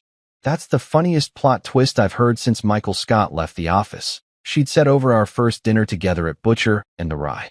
She had this laugh that made everyone around us smile, and she didn't take herself too seriously, which after years with Clara felt like drinking water after being lost in a desert. We'd been seeing each other for about a month now, nothing too serious yet, just enjoying each other's company without the pressure of defining what we were or where it was going. She'd met Max, who approved immediately because Jade had the good sense to bring dog treats to our third date. She hadn't met my friends yet because I was taking things slow, learning from past mistakes, not rushing into anything just because it felt good. For the first time in years, I wasn't the supporting character in someone else's story. I was the main character in my own life, and honestly, the narrative was pretty damn good. People ask me sometimes if I miss her. Usually it's at parties or networking events, after a few drinks when the conversation gets personal and someone inevitably brings up the red envelope incident, like it's a historical event that needs commemorating. They ask with this mixture of curiosity and concern, like they're trying to figure out if I'm secretly broken inside despite the new apartment and the gym membership and the general air of having my life together. My answer is always the same. Sure, I miss her like I miss dial-up internet. Which is to say, not at all. And also, what kind of psychopath would voluntarily go back to dial-up when fiber optic exists? You don't downgrade your life once you've experienced the upgrade. And trust me, post-Clara life is definitely an upgrade. Faster connection speeds, fewer dropped calls, and significantly less buffering while trying to figure out what's actually happening in my own marriage. The thing is, I learned something beautiful through this whole disaster. Revenge doesn't need to look like a movie. It doesn't require elaborate schemes with fire and explosions and dramatic confrontations in the ring. Sometimes the best revenge is just math, patience, and confidence. Numbers on a spreadsheet. Paper trails that don't lie. The willingness to wait for exactly the right moment to reveal that you've been paying attention all along. Clara thought I was 3 moves behind when I was actually 6 moves ahead. She thought I'd stay quiet forever, that I was the kind of guy who'd just accept whatever happened to him with a resigned shrug and a well, I guess that's life. She made the critical mistake of underestimating the quiet guy who tracks spending for a living, who notices patterns, who literally gets paid to find money people are trying to hide. You can't outsmart someone whose entire job is catching people who think they're being clever. It's like trying to outswim a fish. Technically possible, but statistically unlikely and definitely not recommended. I still remember that moment at Lamont's when she opened that red envelope. The way her face transformed from million-dollar smile to million-dollar lawsuit in about 3 seconds. The way reality crashed through her carefully constructed fantasy like a freight train through tissue paper. That moment, that precise instant when she realized I knew everything and had been planning my own exit while she thought she was the mastermind. That moment made every late night compiling evidence worth it. 6 months later, I'm sitting on my balcony with Max at my feet, watching the Pittsburgh skyline light up as the sun sets, and I realize something profound. Closure doesn't always come from conversations or apologies or mutual understanding. Sometimes closure comes gift-wrapped in a red envelope, served at a steakhouse dinner, with a side of public humiliation and a legally binding divorce settlement. Clara got her CEO position. She got Ethan, at least until he became too much baggage to carry. She got exactly what she wanted, just without the safety net she'd planned on having. And me? I got my life back. Got my dignity. Got a dog who loves me unconditionally and a girlfriend who thinks my strategic approach to divorce is hilarious rather than terrifying. Got a promotion, an apartment with a view, and the kind of peace that comes from knowing you handled a nightmare situation with precision and grace. The ledger is balanced. The books are closed. And honestly, that's the best ending I could have asked for. Sometimes the quiet guy wins. And when he does, he doesn't gloat. He just moves forward, lives well, and lets the dominoes fall where they may. Game over. I won. My wife's sister presented my errors to senior leadership, showed slides of my failed calculations, got my promotion. I sat through her entire presentation without saying a word. After she finished, I asked one simple question that made the room go silent. Look, I've been through some rough situations in my 32 years on this planet. I once sat through a 4-hour timeshare presentation in Florida just to get a free breakfast buffet that turned out to be stale bagels and something they called juice, but was clearly just orange-flavored sadness. I've survived Thanksgiving dinners where my Uncle Jerry explained cryptocurrency for 3 consecutive hours while my soul slowly left my body. Hell, I even made it through my college roommate's experimental jazz phase, which was less music and more, what if we tortured a saxophone in front of a live audience? But nothing, and I mean absolutely nothing, could have prepared me for the psychological warfare I was currently enduring in Conference Room B on this particularly soul-crushing Thursday afternoon. Picture this, a boardroom so quiet you could literally hear the fluorescent lights humming their song of corporate despair, and somewhere in the distance, I swear a spreadsheet was softly weeping. The temperature was set to that special kind of cold that makes you wonder if the AC is actually a cryogenic chamber designed to preserve middle management for future generations. Around the table sat 12 of my colleagues, each one wearing that glazed-over expression that said they'd rather be literally anywhere else, stuck in traffic, getting a root canal, watching paint dry in real time, you name it. And there I was, Daniel Cross, lead financial analyst and apparently today's main course, sitting through what could only be described as a 1-hour public execution disguised as a quarterly review presentation. The executioner? Oh, that would be Amber Lane, my wife's sister, self-proclaimed data visionary, and the human equivalent of a participation trophy that somehow convinced itself it deserved first place. She was standing at the front of the room with her wireless presentation clicker gripped in her hand like she'd just discovered the cure for inflation, world hunger, and my career all in one fell swoop. Her blonde hair was pulled back in one of those aggressively tight ponytails that screamed, "I'm here to destroy lives, and I have the hairspray to prove it." And she'd paired it with a power suit so aggressively red, it looked like she'd mugged a fire engine on her way to work.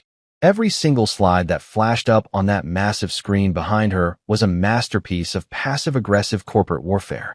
Red circles everywhere, like some deranged teacher had gone absolutely feral with a grading pen. Arrows pointing dramatically at numbers that I knew for a fact were perfectly calculated. Zoom-ins on sections of my financial model that would make a CSI crime scene photographer proud. She'd even added some kind of pulsing highlight effect to really drive home the "look at this idiot's mistakes" vibe she was going for. The presentation was titled Critical Analysis, Identifying and Correcting Forecasting Discrepancies in the Wellington Account Model. Translation: watch me end this man's whole career in Comic Sans. I wanted to clap, honestly. Not because I was impressed with her analytical skills. Those were about as sharp as a bowl of pudding. But because you had to admire the sheer audacity. The woman had stolen my work, twisted it like a pretzel, and was now serving it back to me as evidence of my own incompetence. That takes a special kind of sociopathic creativity that you just don't see every day in your average corporate environment. Each mistake she exposed with theatrical flair was actually a feature of a model I'd spent the last 6 months perfecting while she was busy taking 2-hour lunches and perfecting her. I'm very important lean against door frames. The nonlinear volatility tracking she called erratic and unprofessional. That was specifically requested by Wellington's chief analyst. The risk assessment parameters she claimed were dangerously optimistic. Those were based on 15 years of historical data and 3 separate validation models. But sure, Amber, by all means, tell everyone how my doctorate in quantitative finance led me to make calculations that a sophomore statistics student could do better. Around the table, reactions varied from mildly uncomfortable to actively enjoying the show. Jenkins from accounting kept shifting in his seat like he desperately needed to pee but was too afraid to miss the drama. Rhonda from HR had her arms crossed and was nodding along like Amber was preaching the gospel according to Excel. And there was Marcus, bless him, my only actual friend in this corporate Thunderdome, who kept catching my eye and mouthing, "What the hell?" every 30 seconds while Amber droned on about fundamental calculation errors. But the real piece of work was sitting at the head of the table, our esteemed director, Paxton Webb, a man whose hairline had retreated so far back it looked like a chart of declining stock prices, and whose management style could best be described as aggressively ambivalent. He was watching Amber's presentation with the kind of intense focus usually reserved for people trying to understand IKEA instructions, occasionally nodding and making little sounds that could mean literally anything from, "This is fascinating," to, "I wonder what's for lunch." Amber clicked to another slide, this one showing a comparison between my flawed projections and her corrected analysis. The corrected analysis was, hilariously, just my original work with 2 decimal places moved and the formatting changed from blue to green. Groundbreaking stuff, really. She might as well have put a different font on the Constitution and claimed she'd written a new founding document. "As you can see," she said, her voice dripping with that special kind of fake concern that people use when they're about to throw you under a bus, but want everyone to think they're doing you a favor. "Daniel's approach shows creative thinking, which we value, but it lacks the rigorous methodology required for a client of Wellington's caliber. I've taken the liberty of restructuring the entire framework to ensure accuracy and reliability." Creative thinking. That was code for "he's an idiot, but I'm too polite to say it directly." And she was stealing my promotion right there in front of me, in front of everyone, while probably already mentally redecorating the office that should have been mine. The presentation finally, mercifully, came to an end after what felt like several geological eras. Amber clicked off the projector with a satisfied smile, the kind of smile a cat gives right after knocking your favorite mug off the counter and maintaining eye contact the whole time. She smoothed down her blazer and looked directly at me with fake sympathy that made my eye twitch. Then Paxton, blessed management oracle that he was, turned his receding hairline in my direction and asked the question I'd been simultaneously dreading and waiting for. "Daniel, you've been awfully quiet through all this. Do you have anything to say in response to these concerns?" The room went silent. Not regular quiet, but that special kind of silence where everyone's holding their breath waiting for someone to either explode or implode, and honestly either option would be entertaining at this point. I could feel 12 pairs of eyes boring into me, waiting to see if I'd crumble, if I'd argue, if I'd have a complete meltdown and flip the conference table like some kind of corporate action hero. I took a slow sip of my coffee, which had gone from lukewarm to cold during Amber's presentation and now tasted like bitter regret with a hint of betrayal. I set the cup down carefully, leaned back in my chair with the casual confidence of a man who'd been holding pocket aces the entire time, and smiled. Not a big smile, just a small one, the kind that suggested I knew something nobody else in the room did. "Just one question," I said. The room froze. Amber's triumphant expression flickered just slightly. And somewhere in the universe, karma started warming up in the bullpen. I wasn't always the guy silently watching his reputation get barbecued over lukewarm coffee while his sister-in-law played executioner with a laser pointer. There was actually a time, believe it or not, when I was what you might call the golden boy of Wellington Financial Analytics. I know. Hard to picture now that I'm basically the corporate equivalent of a piñata, but stick with me here because this story gets worse before it gets better, which is really the American dream in reverse. 6 years ago, I walked into this company fresh out of grad school with my shiny new doctorate in quantitative finance, a head full of complex algorithms, and absolutely zero ability to engage in normal human small talk. I was that guy at company happy hours nursing a single beer for 3 hours while everyone else argued about whether Die Hard was a Christmas movie, and I'd be in the corner calculating the statistical probability of surviving a fall from Nakatomi Plaza. Fun at parties? Not exactly. Good at my job? Absolutely phenomenal. My specialty was building forecasting models so accurate they bordered on witchcraft. While everyone else was still using basic regression analysis and praying to the Excel gods, I was out here constructing neural networks that could predict market movements with the kind of precision that made senior analysts weep into their morning bagels. I didn't schmooze clients over golf games or spend 3 hours at lunch discussing my personal brand. I just did the work, did it brilliantly, and let the numbers speak for themselves. Turns out, in the corporate world, that's like bringing a calculator to a knife fight. Technically superior, but completely missing the point. My wife Mila loved that about me, at least initially. We met during my second year at the company at some charity gala that my boss forced me to attend. She was working in event coordination, I was hiding behind a decorative plant trying to avoid conversation, and somehow we ended up talking about the completely impractical architecture of the venue. She thought my social awkwardness was refreshing and authentic, which I later learned was code for, at least he's not pretending to be someone he's not. We got married 2 years later in a ceremony that was thankfully devoid of surprise PowerPoint presentations, and for a while there, life was pretty solid. Mila appreciated that I was low drama. No office politics, no backstabbing, no coming home and complaining about who stole whose yogurt from the communal fridge. I'd arrive home at 6:15 every evening like clockwork. We'd cook dinner together while I explained whatever mathematical concept I was currently obsessed with, and she'd nod along even though I'm pretty sure she stopped listening after, so the standard deviation. It was comfortable, predictable, and exactly the kind of boring stability that makes sitcom writers want to throw themselves off bridges, but makes actual humans pretty happy. Then Amber happened. Mila's younger sister was everything I wasn't.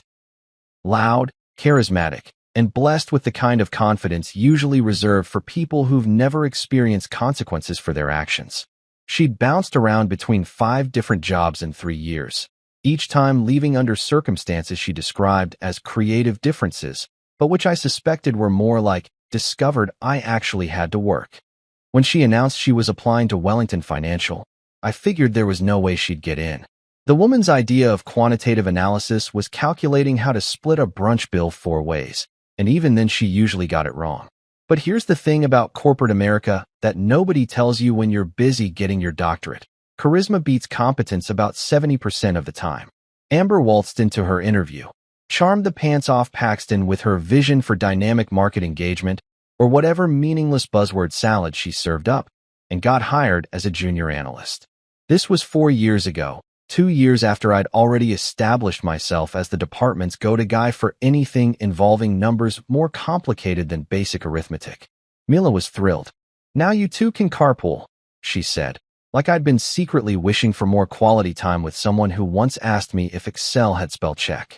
"And you can help Amber learn the ropes. It'll be great for family bonding." Family bonding. Right. Because nothing says quality family time like teaching your sister-in-law that pivot table isn't a type of furniture. I tried, I really did. I'm not a complete monster. When Amber started, I showed her the basic systems, explained our reporting structures, even sat through a painful 2-hour session where I attempted to teach her the difference between correlation and causation. She kept checking her phone, reapplying lip gloss, and asking if we were almost done with the boring stuff. Still, I figured she'd find her groove eventually. Maybe she'd be great at client relations or presentation design, or literally anything that didn't require actual analytical thinking. The problem was that Amber didn't join Wellington Financial to work. She joined to audition. Every meeting was a performance. Every email was crafted like she was writing her Emmy acceptance speech. She treated the office like it was her personal season of Shark Tank, and she was going to get a deal with Mr. Wonderful or die trying. She'd volunteer for high-profile projects she was completely unqualified for, then charm her way into getting other people, usually me, to do the actual work while she handled the strategic vision, which apparently meant showing up to meetings and saying things like, "Let's circle back to that," and "I love the energy here." But family politics are a thing, especially when your wife's parents are constantly asking why you and Amber don't collaborate more, implying that maybe you're threatened by her fresh perspective. Fresh perspective. The woman thought quarterly earnings were called that because they happened 4 times a quarter. But Mila insisted we needed to get along and support each other. So I did what any rational person trying to maintain marital harmony would do. I swallowed my pride and tried to be helpful. The turning point came about 18 months ago. Amber had somehow talked her way onto the Morrison account, a mid-sized client that needed a basic risk assessment model. It was straightforward work, the kind of thing that should take maybe a week if you know what you're doing. 3 weeks in, Amber still hadn't produced anything usable. She'd created 17 different slide decks about her process, but hadn't actually built a functional model. Mila cornered me one evening while I was trying to watch a documentary about the 2008 financial crisis. "Amber's really struggling with this Morrison thing," she said, in that tone that wasn't quite asking, but also wasn't not asking. "Could you maybe just take a look? Give her some pointers." Pointers turned into building her entire model from scratch because her version was basically just a bunch of random numbers formatted to look professional. I gave her full access to my templates, my data sources, my methodology, everything. I figured she'd learn by example, and honestly, I just wanted to get back to my documentary. Big mistake. Enormous. Catastrophic. Like giving scissors to a toddler and hoping they'll cut paper instead of their own hair, the cat, and somehow the structural integrity of your entire home. Amber took that model, slapped her name on it, presented it as her own original work, and got praised by Paxton for her innovative approach to risk stratification. I didn't say anything because what was I going to do? Run to management and complain that my sister-in-law stole my work? That's not low drama Daniel.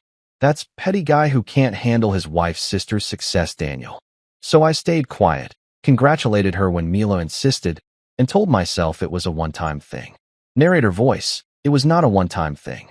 The Wellington account wasn't just any client.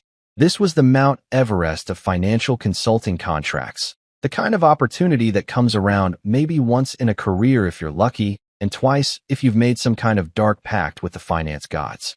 We're talking about a multi-million-dollar international investment firm with tentacles in 16 countries. The kind of client that drops more money on quarterly consulting fees than most people see in a lifetime.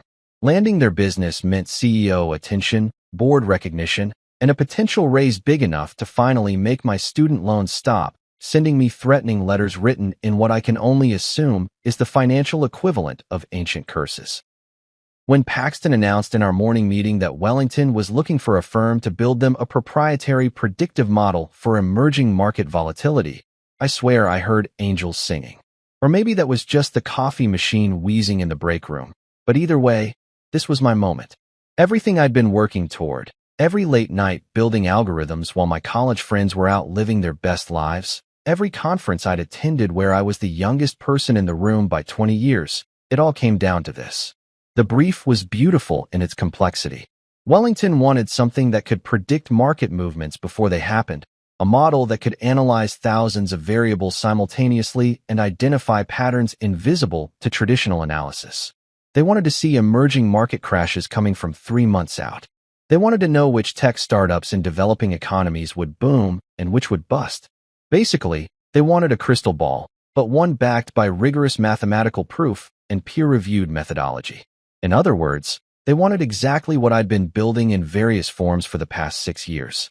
I spent 2 weeks crafting the proposal, barely sleeping, living on a diet of coffee and whatever food Mila forced into my hands when she caught me working at 3 in the morning. I built neural networks that would make MIT professors jealous. I incorporated machine learning algorithms that adapted in real time to market conditions. I created visualization dashboards so intuitive that even Paxton could understand them, which was saying something because the man once asked if algorithmic trading meant the algorithm was doing the actual buying and selling, like it had its own brokerage account and tiny algorithm hands. The model I designed was genuinely revolutionary, and I'm not just saying that because I built it. It used something called stochastic differential equations combined with sentiment analysis from 17 different global news sources, filtered through a proprietary weighting system I developed that accounted for regional economic indicators, historical precedent, and about 40 other variables that would take me another 3 paragraphs to explain. The point is, it worked. In backtesting, it predicted market movements with 87% accuracy, which in the world of financial forecasting is basically like predicting lottery numbers. I submitted the proposal on a Friday afternoon, felt pretty damn good about myself, went home, and actually had a normal weekend for once.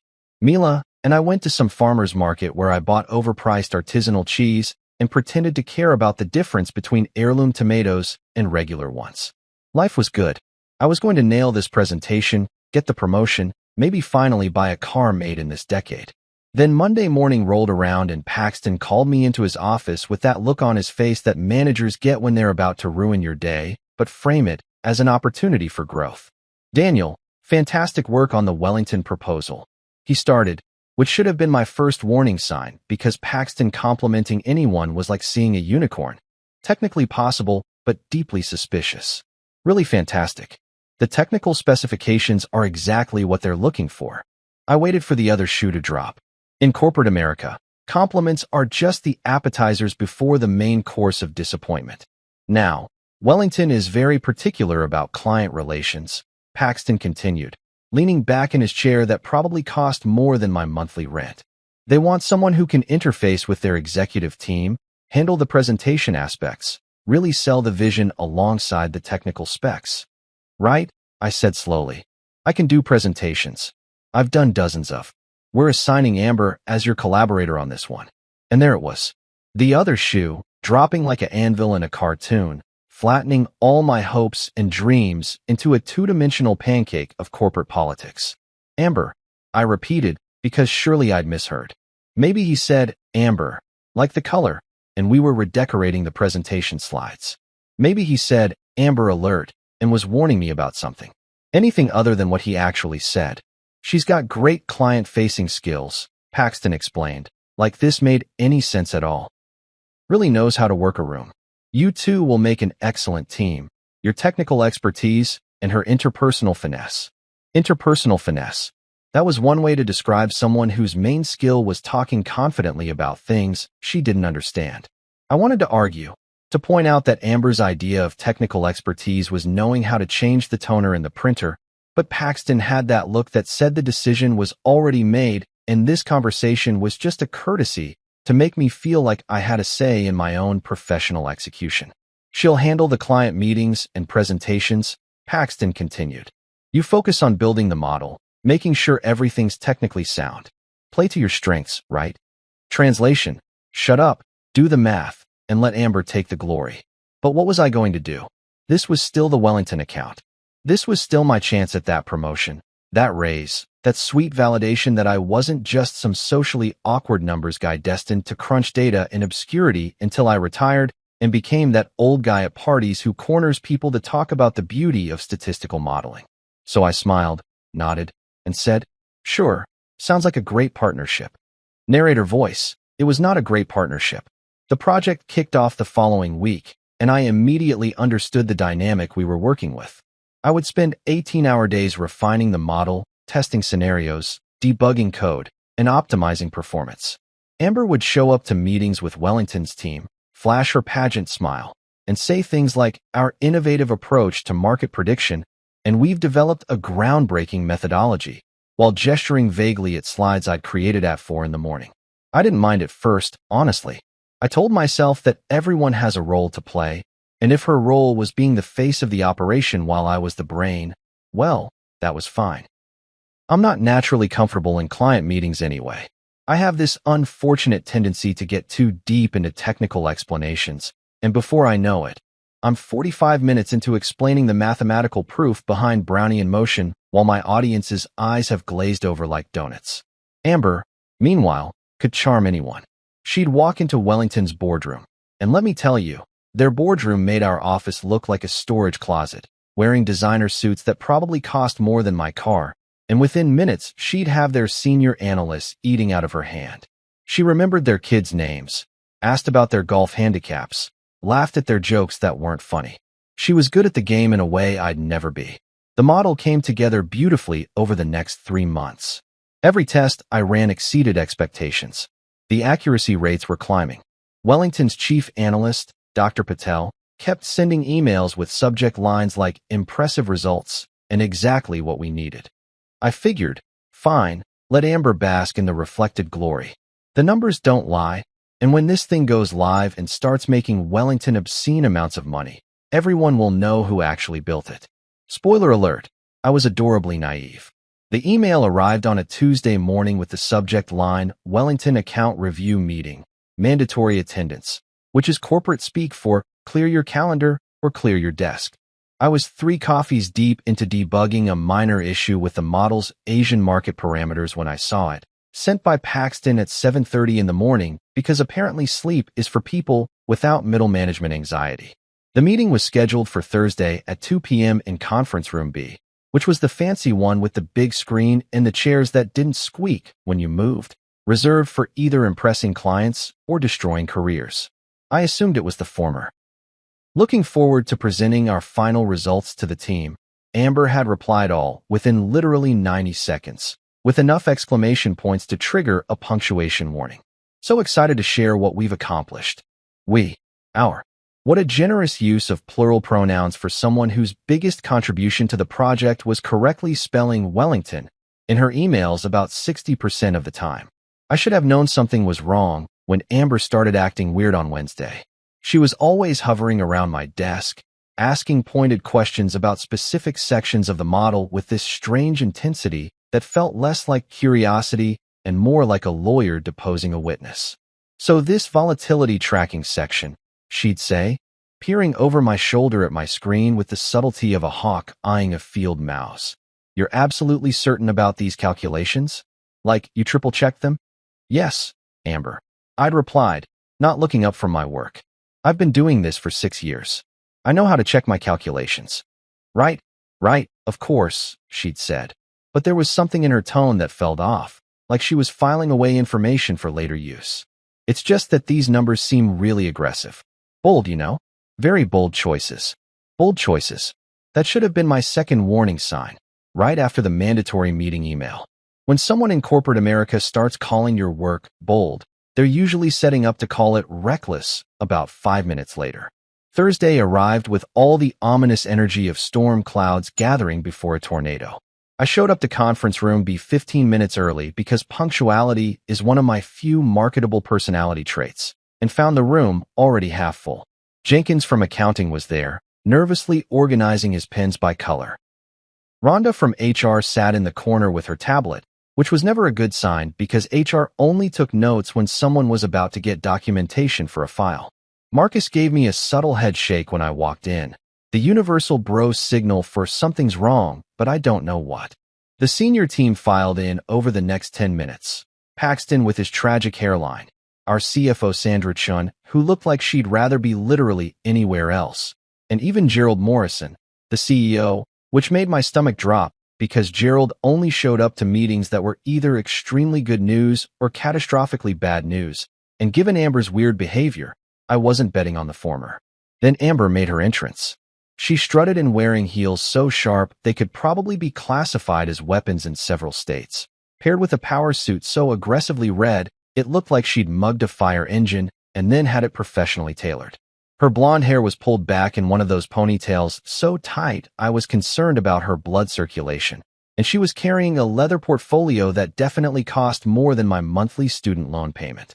She smiled at everyone like she was about to accept an Oscar, did this weird little wave at the CEO like they were old friends they'd met exactly once, and set up her laptop at the front of the room with the confidence of someone who'd never experienced consequences.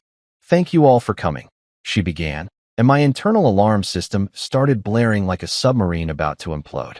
This was supposed to be our presentation. Our. She'd insisted on that plural pronoun for 3 months, and now suddenly it was just her thanking everyone? I know we're all busy, so I'll get right to it. Amber continued, clicking to her first slide. The title appeared on the screen, Critical Analysis, Identifying and Correcting Forecasting Discrepancies in the Wellington Account Model. I'm sorry, what?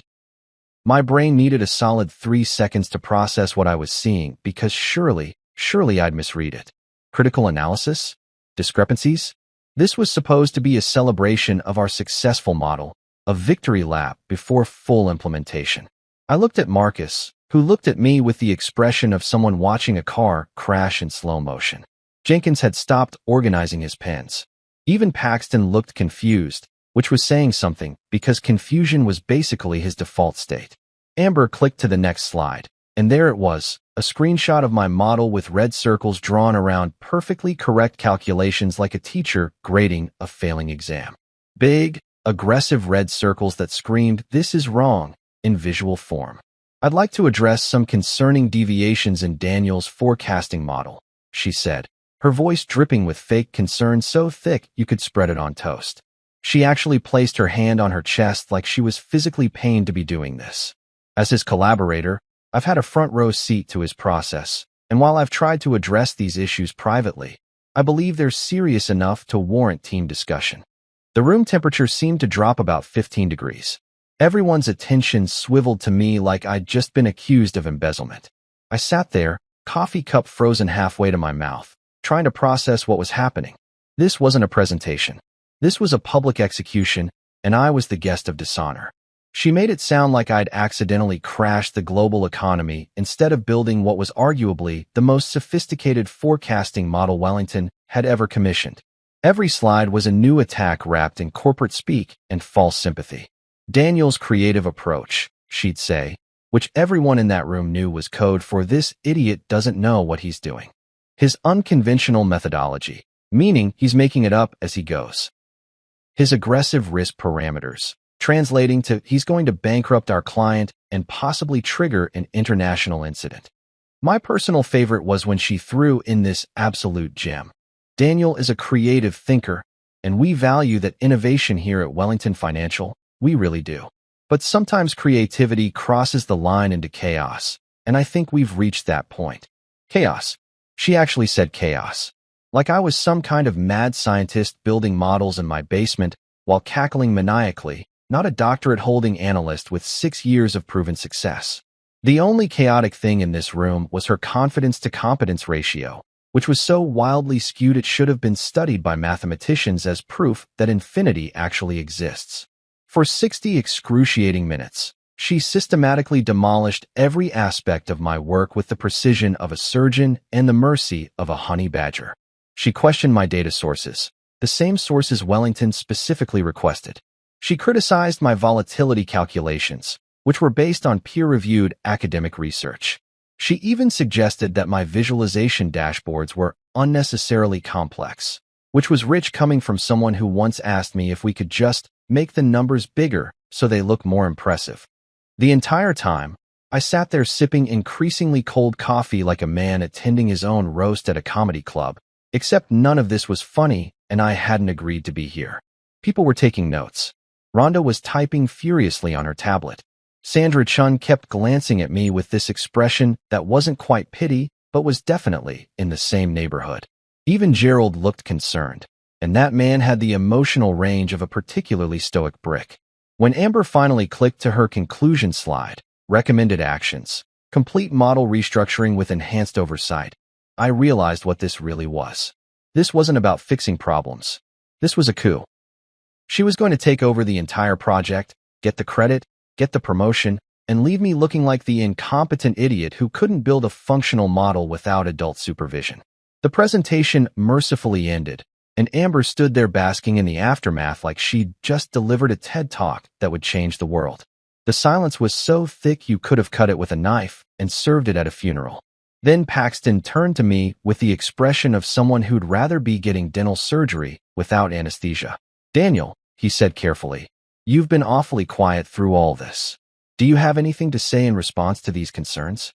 The silence in that room was the kind you usually only experience right before a natural disaster hits. Thick, oppressive, and loaded with the sense that everything's about to change in a really dramatic way. 12 pairs of eyes were locked on me like I was a defendant waiting to hear a verdict, and honestly, the way Amber had just spent an hour roasting my professional reputation, I might as well have been. My coffee had gone from lukewarm to actively cold, probably out of sympathy for what it assumed was my imminent career death. Even the fluorescent lights seemed to be humming with anticipation, or maybe that was just the tinnitus from suppressing my rage for 60 consecutive minutes.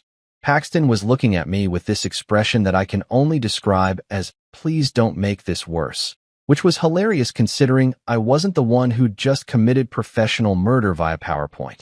Sandra Chun had her pen poised over her notepad like she was ready to document my final words for the company archives. Rhonda from HR had that look she gets when she's mentally calculating how many forms she'll need to fill out depending on how this conversation goes. And Gerald Morrison, our CEO, who probably made more in a day than I'd make in a year, was studying me with the cold, analytical stare of someone who'd built a financial empire by knowing exactly when someone was bluffing. Amber, meanwhile, was standing at the front of the room with this smile that was probably supposed to look sympathetic but came across more like a cat that had just cornered a mouse and was deciding whether to play with it before the kill. Her red power suit practically glowed with triumph. She'd just delivered what she thought was a flawless assassination of my credibility, and now she was waiting for me to either crumble into apologetic pieces or dig myself deeper with some desperate defense that would only make me look worse. Here's the thing about being underestimated your entire career. People forget you're actually good at what you do. They see the quiet guy who doesn't schmooze at happy hour, who'd rather run regression analyses than network, who brings the same lunch from home every day like some kind of creature of habit, and they assume you're soft. They assume you won't fight back. They assume you'll just take it when someone tries to torpedo your career because confrontation makes you uncomfortable. They're not entirely wrong. Confrontation does make me uncomfortable. But you know what makes me more uncomfortable? Watching someone steal 6 months of my work and serve it back to me as evidence of my incompetence. I took one more sip of my terrible cold coffee, set it down with deliberate care, and leaned back in my chair with the casual energy of someone who'd just been dealt a royal flush and was trying really hard not to smile. The movement caught everyone's attention even more, if that was possible.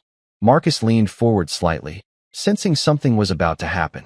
Jenkins had actually stopped breathing, which seemed medically concerning, but was probably just his natural response to workplace drama. "Daniel?" Paxton prompted again, sounding increasingly nervous. "Any response to the concerns Amber has raised?" I let the question hang there for exactly 3 seconds longer than was comfortable, watching Amber's confident smile start to flicker just slightly at the edges. Her left eye did this tiny twitch that I recognized from family dinners when someone was about to contradict one of her stories. She wasn't quite nervous yet, but there was a hairline crack forming in that armor of absolute certainty. "Just one question," I said finally, keeping my voice calm and pleasant, like I was asking about weekend plans instead of preparing to dismantle her entire presentation. The room somehow got even quieter. I'm pretty sure Jenkins actually did stop breathing this time. I turned my attention fully to Amber, making direct eye contact for the first time since her presentation started. If my calculations are so fundamentally flawed, so reckless and chaotic, can you explain why Wellington International specifically requested this exact model in their original project brief? Her smile froze like someone had hit pause on a video, just completely locked in place while her brain scrambled to process what I'd just said. I could practically see the gears turning behind her eyes, trying to figure out if I was bluffing, if I was confused, if maybe I'd finally snapped and was just making things up. "I'm sorry," she managed, her voice losing about 30% of its confident lilt. "The project brief," I continued, reaching into my bag with the calm deliberateness of a poker player revealing his cards. "The one Wellington sent when they commissioned this work. The one that very specifically outlines what they wanted." I pulled out a printed copy of the original brief, all 47 pages of it, which I'd been carrying around like a security blanket ever since Amber started acting weird yesterday. I'd printed it on a hunch, that little voice in the back of your head that whispers, "Cover your ass," when something feels off. Thank God for paranoia. "Page 17, Section 3, I said, flipping to the exact page and sliding the document across the conference table toward Paxton. The sound of paper on wood was the only noise in the room. Wellington specifically requested what they termed nonlinear volatility tracking with adaptive parameters. That's a direct quote. The exact methodology that Amber just spent 15 minutes calling nonsense and chaos. Paxton picked up the brief like it might explode. His eyes scanned the page, and I watched his expression shift from confused to surprised to something that looked suspiciously like anger. Sandra Chun leaned over to read along with him, her eyebrows climbing steadily toward her hairline. The client's exact words, I continued, because when you've got momentum, you don't stop, were that they wanted a model that could adapt in real time to market fluctuations using sophisticated stochastic modeling. They even cited 3 academic papers as examples of the approach they were looking for. I used all 3 as foundational research for my calculations. Amber's face had gone from confident red suit power to a shade of pale that suggested her circulatory system was having second thoughts about her life choices. Her mouth opened, but nothing came out except a sound like, but the risk parameters she called dangerously optimistic. I kept going, because honestly, this felt too good to stop. Page 22, Section 7. Wellington explicitly stated they wanted forward-looking projections that account for positive market trends, not conservative estimates. Their words, not mine. I pulled out another document, my original proposal with Wellington's approval signatures and margin notes. And here's Dr. Patel's feedback from Wellington's research division. He calls the volatility tracking precisely what we commissioned, and the risk framework appropriately calibrated to our specifications. Gerald Morrison held out his hand for the documents without saying a word. He read them with the slow, careful attention of someone who'd built a career on knowing when someone was trying to con him. The silence stretched on for what felt like an eternity, but was probably only 30 seconds. When he finally looked up, his eyes went straight to Amber. Ms. Lane, he said, his voice carrying that particular quality of corporate disappointment that makes grown adults want to curl up and hide. Can you explain this discrepancy? Amber's left eye had graduated from a slight twitch to a full-blown spasm. Her confidence had drained faster than office Wi-Fi during lunch hour when everyone's streaming videos. She looked at the documents, then at me, then back at the documents like they might somehow rearrange themselves into something that supported her narrative. Well, I was only concerned about the accuracy, she stammered, her voice now missing all that smooth presentation polish.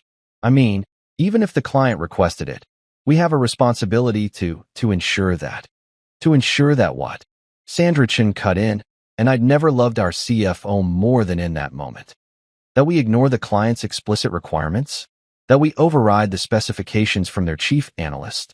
Paxton was looking at his own copy of the brief now, and I could see the realization dawning on his face that he'd just sat through an hour-long presentation that was either based on complete incompetence or deliberate sabotage. Neither option made him look good for allowing it to happen. Marcus caught my eye from across the table and gave me the subtlest fist pump I've ever seen. Jenkins had resumed breathing and was now grinning like he'd just witnessed the greatest thing in corporate history. Even Rhonda from HR had stopped typing and was watching Amber with the expression of someone who'd just watched a house of cards collapse in real time. Ladies and gentlemen, we had liftoff.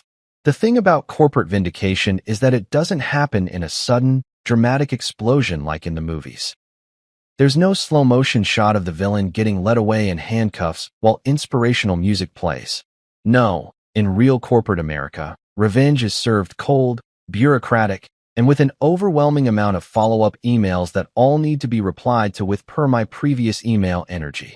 The meeting ended with Gerald Morrison doing that thing where powerful people stand up without saying anything, and everyone immediately knows the conversation is over.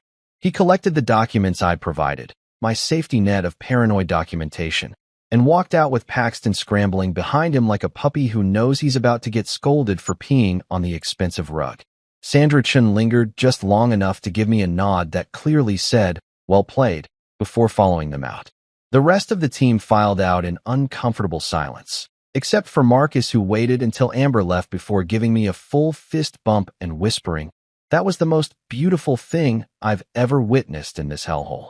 Amber herself practically ran out of that conference room, her designer heels clicking against the floor with the frantic rhythm of someone whose fight-or-flight response had firmly chosen flight. Her red power suit didn't look quite so powerful anymore, more like a target she'd painted on herself. I caught a glimpse of her face as she left, and if looks could kill, I'd have been filing for life insurance. But here's the thing about attempted career murder. When you miss, you better be ready for the consequences. I went back to my desk, opened my email, and did what any reasonable person would do after professionally eviscerating their sister-in-law in front of the entire senior management team. I ordered lunch from that Thai place that's definitely too expensive for a regular Thursday, but felt appropriate for a celebration. Pad Thai never tasted so good as when seasoned with the sweet, sweet flavor of vindication. By the next morning, the fallout had officially begun. I arrived at the office at my usual time, 7:45, because I'm predictable like that, to find that Paxton had already scheduled an emergency conference call with Wellington's lead researcher, Dr. Patel. This was the guy who'd been our primary contact throughout the project, a genuine genius with a PhD from Cambridge and the kind of calm, measured demeanor that made you trust everything he said. If Dr. Patel said your model was good, your model was good. If he said it was garbage, you started updating your resume. The call was scheduled for 8:30, which gave me just enough time to brew a proper pot of coffee and mentally prepare for what I assumed would be either my complete exoneration or the discovery that I'd somehow been wrong about everything and would need to move to a different country out of shame. Corporate anxiety is fun like that. Gerald Morrison joined the call personally, which told me this had escalated way beyond a simple project review. Paxton was there looking like he'd aged 5 years overnight, which frankly was an improvement on his usual expression. Sandra Chun participated from what looked like her car, apparently considering this important enough to dial in during her commute. And Amber was notably, gloriously absent. Dr. Patel, thank you for making time on short notice, Gerald opened, using his smooth CEO voice that probably cost him thousands in executive coaching. We wanted to clarify some questions that have arisen regarding the Wellington account model specifications. There was a brief pause, and then Dr. Patel's crisp British accent came through the speakers. Of course, though I must say, I'm rather surprised there are questions. Daniel's model is precisely what we commissioned. Exemplary work, really. I didn't pump my fist in the air, but it was a close call. Gerald continued. We had some internal concerns raised about the methodology, specifically the volatility tracking and risk parameters. Concerns? Dr. Patel sounded genuinely confused, which was deeply satisfying. From whom? Not from anyone who actually read our project brief, surely. Those specifications were quite explicit. We spent 6 months developing them with our research team before we even approached your firm. Paxton shifted uncomfortably in his chair, producing a squeak that sounded like a small animal in distress. There were questions about whether the approach was perhaps too aggressive. Aggressive? Dr. Patel actually laughed, which I don't think I'd ever heard him do before. Mr. Webb, we're not investing in treasury bonds here. We specifically sought out a model that could handle emerging market volatility with sophisticated adaptive algorithms. Conservative projections are useless to us. We can get those from any first-year analyst with Excel.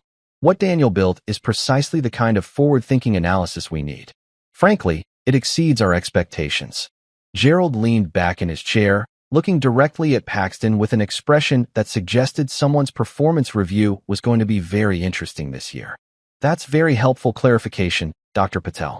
We appreciate your time. After the call ended, Gerald stayed on the line. Daniel, stay? Everyone else, we're done here. The virtual meeting room cleared faster than a bar at last call. Suddenly, it was just me and the CEO, which was either very good or spectacularly bad, and I genuinely couldn't tell which. I've read through your proposal documents thoroughly, Gerald said, pulling up something on his screen. And I've reviewed the presentation from yesterday. Walk me through what happened. So I did. I gave him the whole story. The Morrison account where I'd foolishly helped Amber, how she'd been assigned to Wellington as my collaborator, the 3 months of me doing the actual work while she handled the meetings.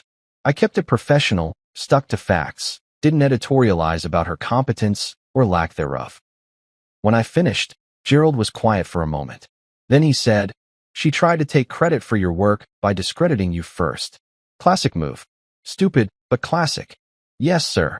You'll be taking over the Wellington account solo. Amber is being reassigned to a different team effective immediately. He paused. We're also creating a new senior analyst position. If you're interested, it's yours. Comes with a substantial raise and your own team. I had to physically stop myself from doing a victory dance in my desk chair. I'm very interested. Thank you. Don't thank me. You earned it.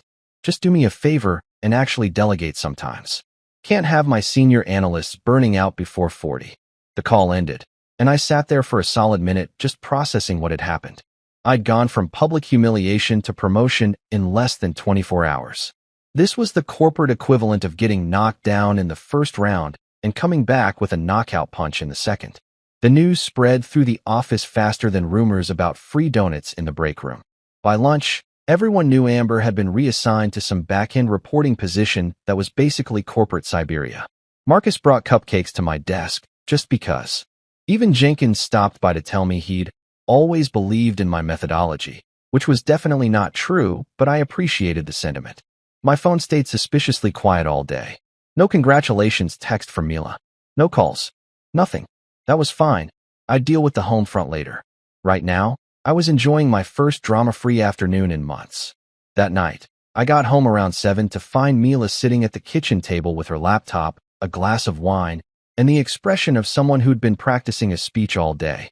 Congratulations on the promotion, she said with all the enthusiasm of someone congratulating a parking ticket on being successfully issued. Thanks. I replied carefully, setting down my bag and trying to read the room. The room was reading hostile with a chance of uncomfortable conversations. Amber called me. There it was. She's pretty upset. I imagine she is. She said you humiliated her in front of the entire senior team. Mila's tone had that edge that wives develop when they're trying to be fair but are definitely taking someone's side, and it wasn't mine. I poured myself a glass of water, took a breath, and turned to face her. Amber spent an hour trying to destroy my career with a presentation full of incorrect accusations. I simply pointed out that she was wrong. With documentation.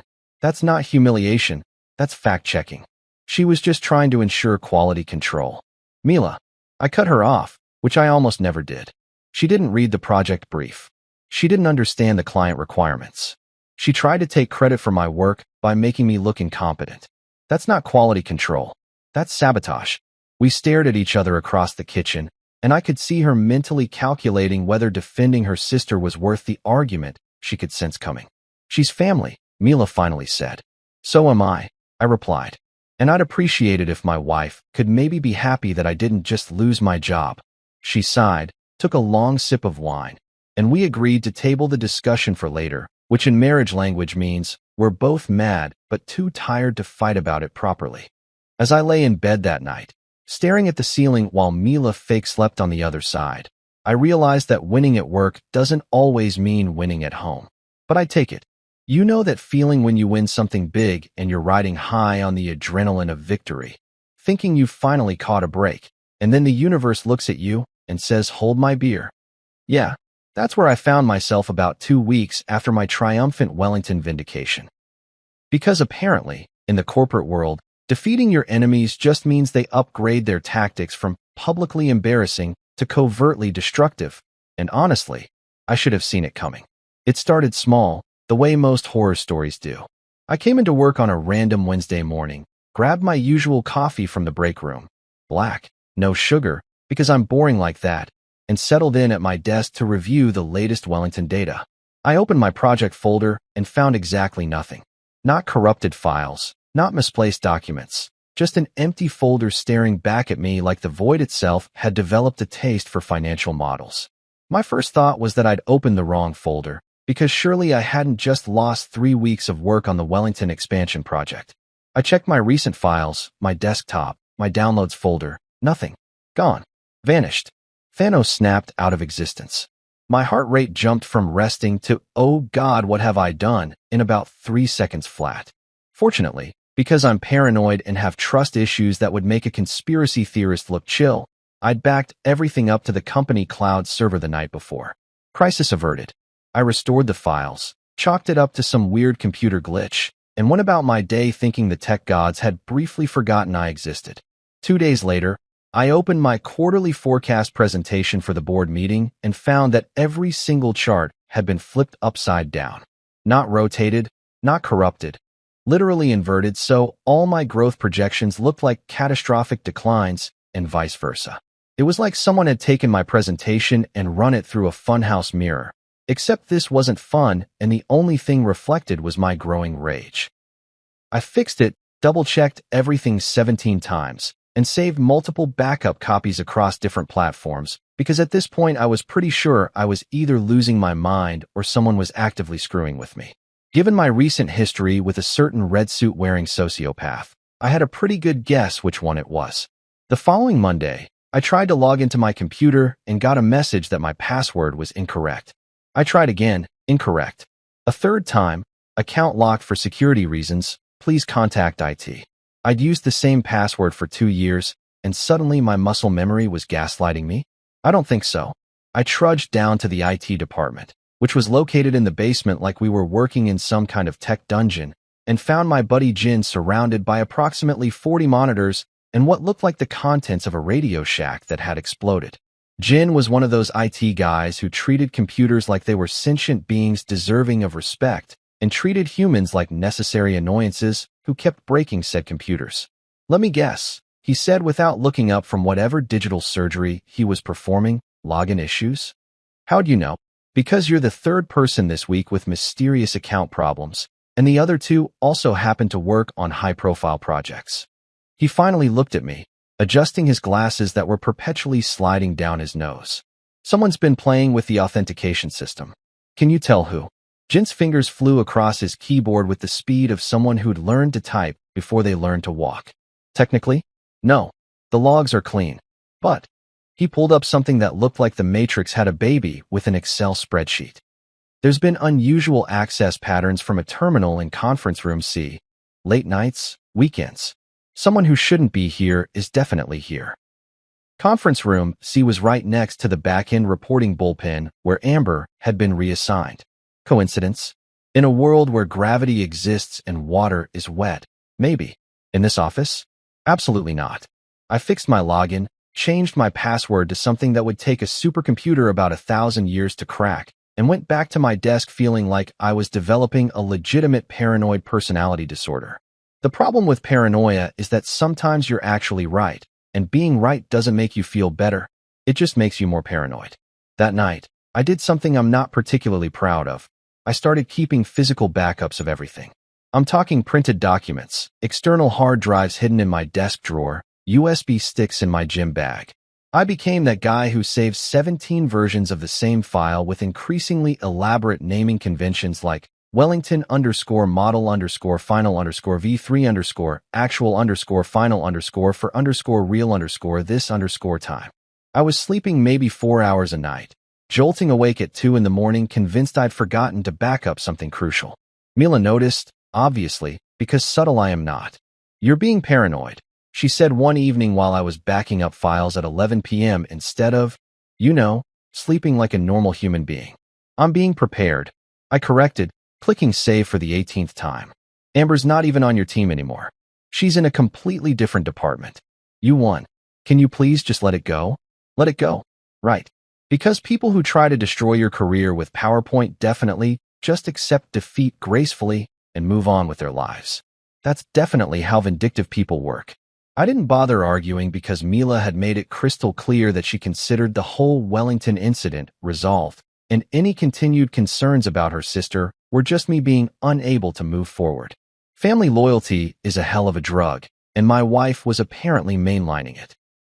The weirdness continued for another week. Files mysteriously moving folders, email drafts disappearing, my desk chair adjusted to a height that suggested someone who wasn't me had been sitting in it. I started coming in earlier, leaving later, basically treating the office like a crime scene that I needed to monitor personally. Then Jin called me down to IT again on a Friday afternoon with the kind of urgency in his voice that suggested either something was very wrong or very interesting, possibly both. She's been accessing your files, he said when I arrived, pulling up logs that looked like digital hieroglyphics to my non-IT brain. We're trying to. Your security settings keep blocking her, but she's definitely attempting to get into your project folders. Can you prove it's her? Not definitively. She's using a guest login that doesn't officially exist, which is either impressive or concerning depending on your perspective. He scratched his head, making his already messy hair look like he'd been electrocuted. But she screwed up yesterday. Left a session open in conference room C. The login trail leads back to her employee ID. Can we report this? Jin gave me a look that suggested I'd just asked if we could report that water was wet. Report what? That someone maybe possibly accessed files they might have had legitimate reasons to access? Without concrete proof of malicious intent, IT security won't do anything. Corporate politics, man. I left the IT dungeon feeling like I was trapped in some kind of corporate psychological thriller where the villain had already been defeated but refused to die. Like I was in a horror movie and had forgotten that you always need to double-tap the zombie or it comes back for the sequel. That weekend, I did what any rational person would do when they suspect they're being sabotaged. I deep dove into LinkedIn stalking. I pulled up Amber's profile, which she updated with the frequency of someone running for office, and that's when I saw it. Thrilled to announce my new position as Director of Strategic Forecasting at Criterion Analytics. I read it 3 times to make sure I wasn't hallucinating. Criterion Analytics, our biggest competitor, the firm that had been trying to poach Wellington as a client for the past 2 years. And Amber had just waltzed into a director position, a title that definitely hadn't existed before, doing specifically the work I was known for. The announcement was 2 days old, which meant while I'd been paranoid about file tampering and login issues, she'd been interviewing with the competition. The tech sabotage wasn't petty revenge, it was intelligence gathering. She'd been trying to steal my methodologies, my models, my actual work to take with her to Criterion. I sat there on my couch, laptop burning my thighs, while Mila watched some reality show about people buying houses they definitely couldn't afford. My forecasting model had predicted market trends with 87% accuracy. Somehow I'd failed to predict that my sister-in-law was essentially committing corporate espionage. Everything okay? Mila asked during a commercial break. Just work stuff. I replied, because how do you tell your wife that her sister just joined your biggest competitor and has probably been stealing proprietary information? You don't.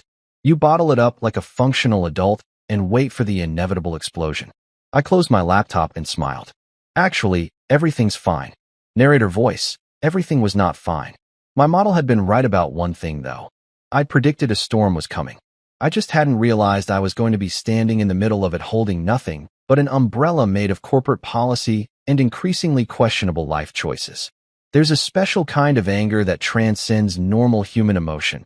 It's not the hot, explosive rage that makes you punch walls or send emails you immediately regret.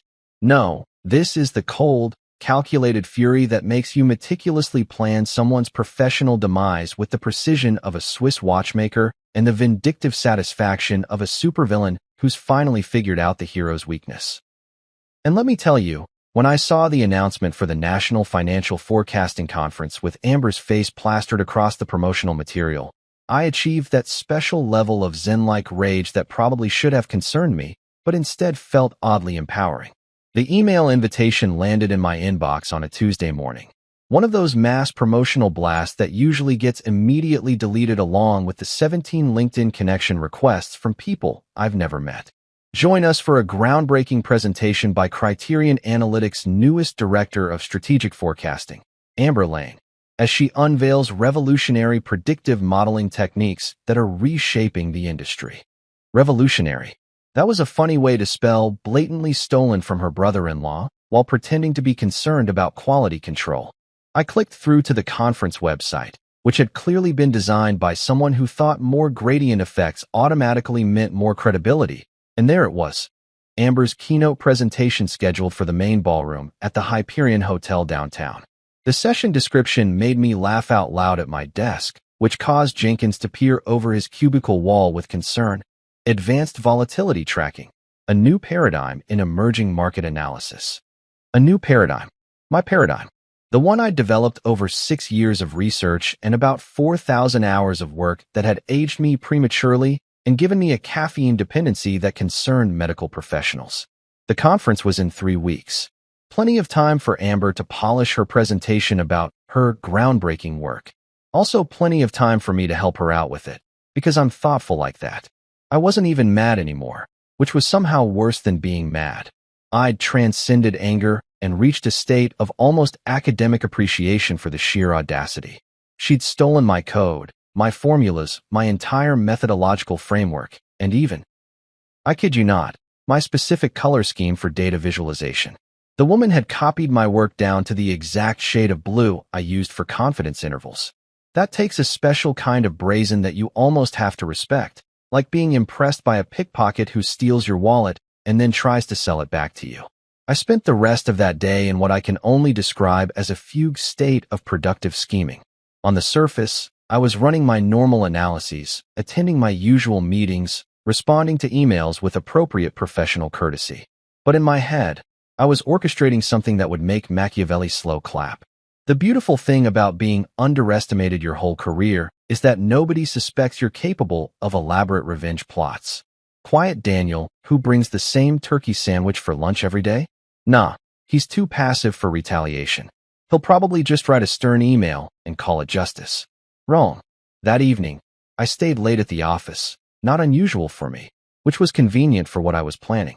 I pulled up everything I had on the Wellington model, the original specifications, my development timeline with timestamps, every iteration and version saved with meticulous detail, because I have organizational issues that occasionally work in my favor. I created a beautiful side-by-side comparison document showing my original work next to what I knew Amber would present. It was like one of those expectation versus reality memes, except both sides looked identical because she'd literally copied my homework. The masterstroke, though, was finding that one typo I'd made in version 12 of the model, a transposed digit in a reference formula that didn't affect the calculations but was distinctive enough to be a fingerprint. I'd caught it and fixed it in version 13, but if Amber had stolen version 12 like I suspected, that typo would be in her presentation. It was the mathematical equivalent of leaving a trap for someone copying your work, except I'd done it accidentally and was now retroactively calling it genius. Marcus found me around 8 p.m., still at my desk surrounded by printouts and looking like a beautiful mind detective board without the actual string connecting everything. Dude, you okay? You've got that look. What look?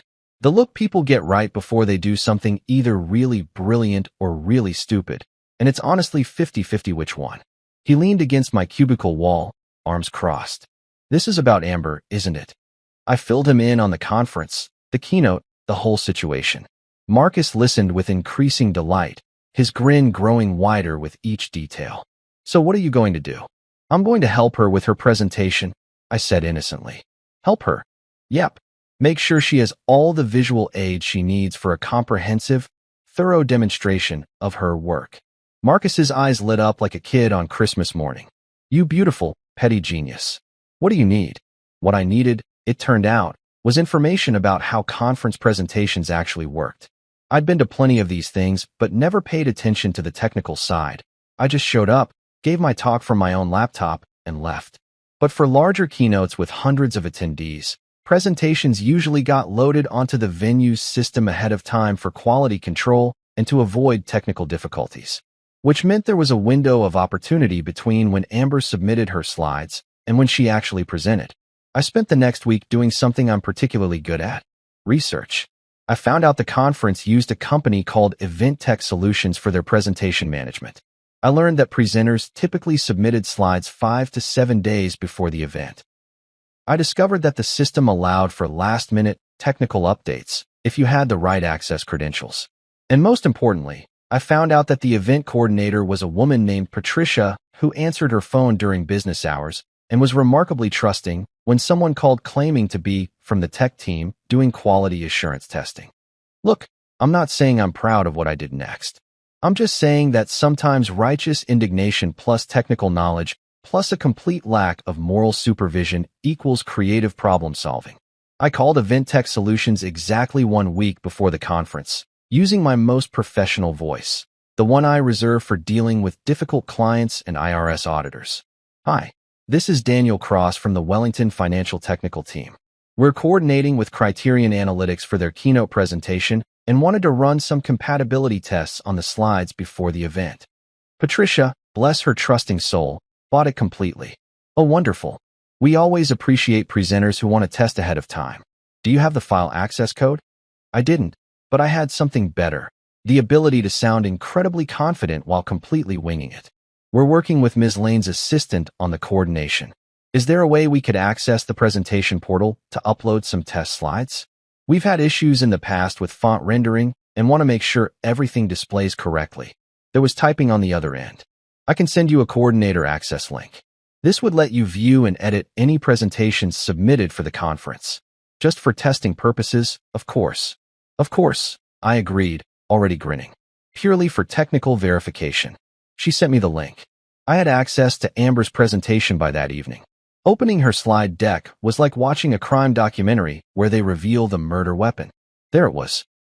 My entire Wellington model, rebranded as the Lane methodology for advanced market prediction.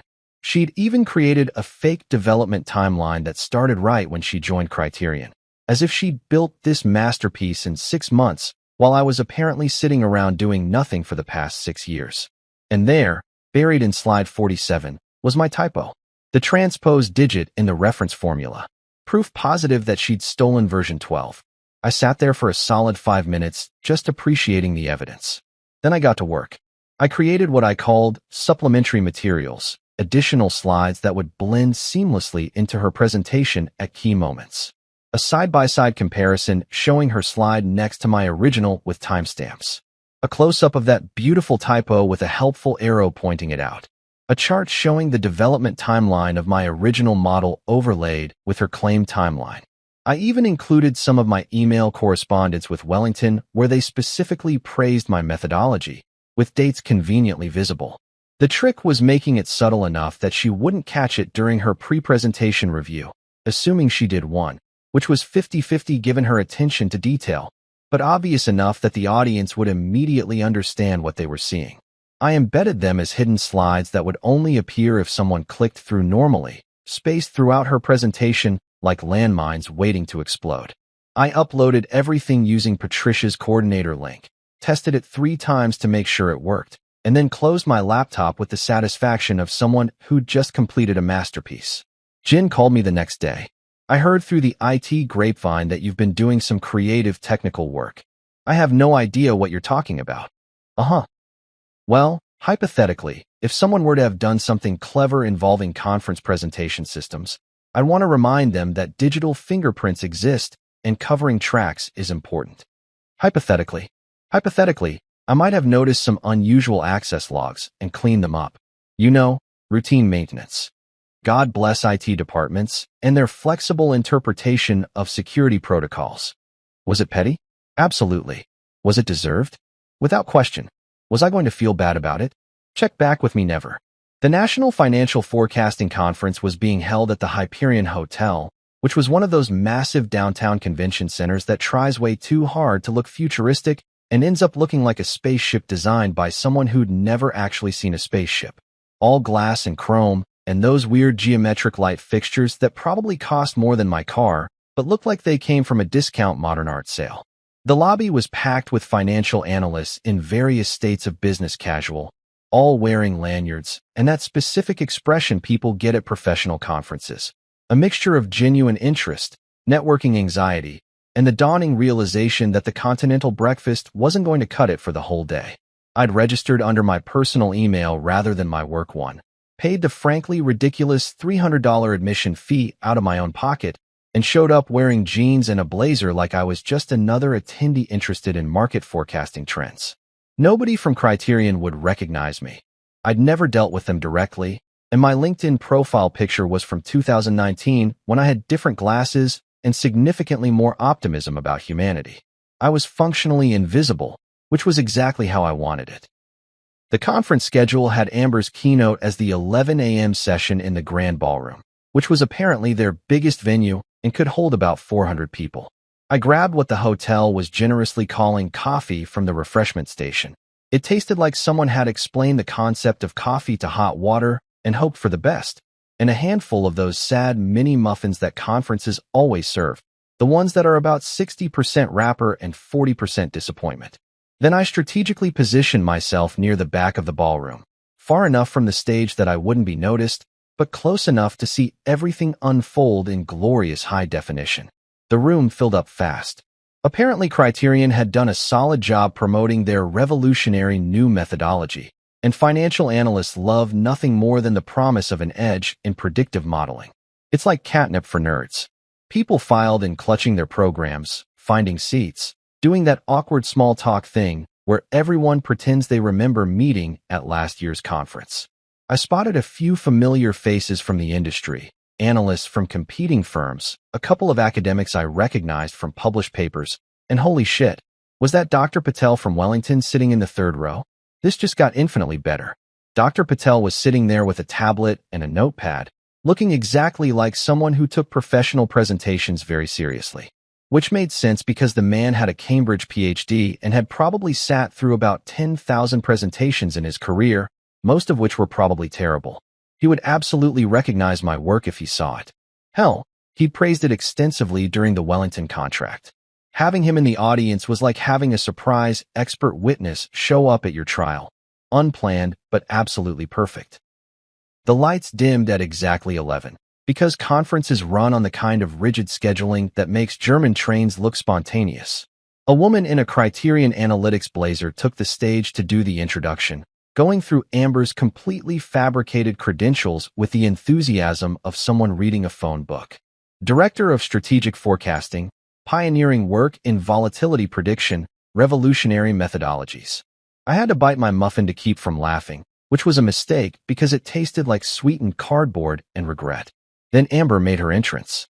She was dressed to kill in a silk designer outfit that probably cost what I made in a month, her hair in perfect waves that had definitely required professional intervention, looking like she was about to give a TED Talk that would change the world.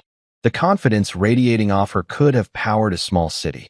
She walked to the podium like she owned not just the room but the entire concept of financial forecasting, smiled at the audience with those perfectly whitened teeth, and clicked her remote to start the presentation. "Good morning, everyone," she began, her voice projecting with the practiced ease of someone who'd rehearsed this in front of a mirror approximately 1,000 times. Today, I'm thrilled to share with you a breakthrough in predictive modeling that represents years of dedicated research and innovation. Years. Plural. My years, specifically, but who's counting? The first few slides went fine. Title card, Introduction to Criterion Analytics, some generic statements about the importance of accurate market forecasting. Standard opening stuff that could have applied to literally any presentation ever given about finance. The audience was attentive, but not particularly excited yet. Just analysts being politely professional while checking their phones under the table. Then she got to the meat of it. The Lane methodology, she announced, clicking to a slide that showed her volatility tracking framework. It was my model down to the last decimal point, my color scheme, my specific way of visualizing confidence intervals. I'd spent months perfecting that visualization because standard charts made complex volatility patterns look like abstract art, and she was presenting it like she'd birthed it fully formed from her own genius. Traditional forecasting relies on linear assumptions, she continued, really getting into her rhythm now. But markets aren't linear. They're chaotic, unpredictable, influenced by countless variables. What I've developed is a nonlinear approach that adapts in real time. Click. The slide changed to show exactly what she'd described, and right next to it, a second image appeared. My original slide from the Wellington presentation. Same content, same formatting. Timestamped 6 months before she even joined Criterion. The slides sat there side by side like twins separated at birth and reunited on Jerry Springer. The audience stirred. I heard someone in the second row say, "Wait, what?" Amber froze mid-gesture, her perfectly practiced hand movement suspended in air like someone had pressed pause on reality. She stared at the screen, and I watched in real time as her brain tried to process what was happening. You could practically see the Windows error message playing behind her eyes. "There must be a," she started, clicking her remote to advance. The presentation moved forward, showing her next explanation of the risk parameters. Click. Another comparison slide appeared. Her version and my original, date stamped from the Wellington project, sitting side by side like evidence in a trial. This one even included a helpful arrow pointing to a section with the caption, "Note, identical methodology and parameters." The murmuring in the audience got louder. People were leaning forward now. actually paying attention instead of scrolling through emails. Dr. Patel had put down his tablet and was studying the screen with the intensity of someone who'd just recognized something very familiar. Amber was visibly panicking now, her polished composure cracking like ice on a warming lake. She clicked faster, trying to get past the comparison slides, but I'd embedded them throughout the entire presentation. Every major point she tried to make was immediately followed by proof that it wasn't her major point at all. It was like watching someone trying to run from their own shadow. "This is clearly a technical issue," she announced to the audience, her voice losing that smooth professional quality and gaining a slightly manic edge. "I apologize for these display errors. Let me just—" She clicked again. The slide that appeared showed the development timeline she'd fabricated, with her work supposedly beginning 6 months ago. Right next to it, my actual development timeline from the Wellington project, stretching back over 2 years. And as a special bonus, a screenshot of an email from Dr. Patel to me from 18 months ago with the subject line Impressive Volatility Framework. Dr. Patel stood up. In a room of 400 people, he stood up, and when a Cambridge PhD stands up during a presentation, everyone notices. "Excuse me," he said, his British accent cutting through the awkward silence like a scalpel. "That volatility framework, that's Daniel Cross's work. From the Wellington International Contract. I commissioned it personally." The room exploded into whispers. Heads turned. People were pulling out their phones, probably Googling my name and the Wellington contract. Amber looked like she'd been slapped with a frozen fish, shocked, confused, and increasingly aware that she was about to become the main character in the worst possible way. "There appears to be some confusion," she tried, but her voice was shaking now. The confidence had completely evaporated, replaced by the desperate energy of someone watching their career implode in real time. I couldn't help myself. I raised my hand, still holding my sad conference muffin like a trophy. "Actually," I called out from the back, and about 300 heads swiveled in my direction. "There's no confusion. This is my work. From the Wellington contract, like Dr. Patel said. I built that model over 6 years. Even kept the typo from version 12. It's on slide 47 if you want to check." Amber's face went from panic to recognition to pure horror in about 3 seconds. She finally spotted me in the back, and if looks could kill, I'd need to update my life insurance policy. But it was too late. The damage was done. The evidence was overwhelming. Her revolutionary methodology had been exposed as wholesale intellectual theft in front of 400 industry professionals and at least one very important client. "This is outrageous," she tried one last time, but her voice cracked. "I don't know who's responsible for sabotaging my presentation, but seems pretty accurate to me," I said, taking a bite of my terrible muffin with the casual energy of someone who'd just won the lottery. The room actually laughed, nervous laughter, but laughter nonetheless. Amber stood there for another 3 seconds, clicked her remote one more time like maybe the next slide would somehow save her, and then apparently decided that dignity was overrated. She grabbed her things and practically ran off the stage, her designer heels clicking out a rapid retreat that echoed through the now completely silent ballroom. A representative from Criterion Analytics, some senior VP who'd been sitting in the front row looking increasingly concerned, stood up and made his way to the stage with the grim determination of someone about to do damage control. "Ladies and gentlemen, we apologize for the confusion. Criterion Analytics takes intellectual property very seriously, and we'll be investigating this matter immediately."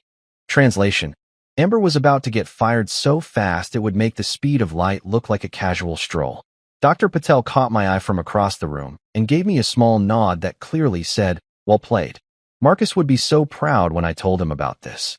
I'd become the stuff of office legend, the quiet analyst who'd taken down a corporate thief with nothing but documentation and perfectly timed slideshow sabotage. I finished my muffin, dumped my terrible coffee in the nearest trash can, and walked out of that ballroom feeling like I'd just completed the most satisfying project of my entire career. Revenge, it turns out, really is best served cold, and preferably in PowerPoint format with plenty of backup documentation. A week after the conference catastrophe, Criterion Analytics issued a carefully worded statement that basically translated to "Amber Lane has been fired, and we're pretending we had no idea she was a fraudulent disaster." The official line was, Ms. Lane has left the company by mutual agreement to pursue other opportunities, which is corporate speak for she's unemployed and probably updating her resume while stress-eating ice cream and blaming Mercury retrograde for her problems. The financial industry loves gossip more than teenage girls at a sleepover, so the story spread faster than a data breach at a social media company. I became something of an underground legend, the quiet analyst who'd orchestrated the most spectacular conference takedown in recent memory. Dr. Patel sent me a bottle of extremely expensive scotch with a note that just said, "Brilliant." Marcus made me recount the story at least 7 times to different people in the office who wanted to hear it directly from the source. Paxton, sensing an opportunity to look like he'd been on my side all along, offered me a new title, Chief Methodology Officer, with a raise substantial enough to make my student loans actually seem manageable for the first time in a decade. I accepted with the kind of calm satisfaction that comes from knowing you've won so completely that gloating would be redundant. The best part? The absolute sweet silence from Amber. No texts, no calls, no passive-aggressive social media posts. Just beautiful, peaceful nothingness. When Mila tentatively asked if I'd forgiven her sister over dinner one night, I smiled and said, "Of course. Forgiveness is free, just like her career now." Sometimes revenge doesn't need shouting or drama. It just needs good documentation, perfect timing, and the patience to watch someone destroy themselves with their own stolen PowerPoint. And if you ever find yourself in a meeting where someone's publicly trying to destroy your work, don't panic. Just wait, smile, and ask one simple question. The rest will handle itself.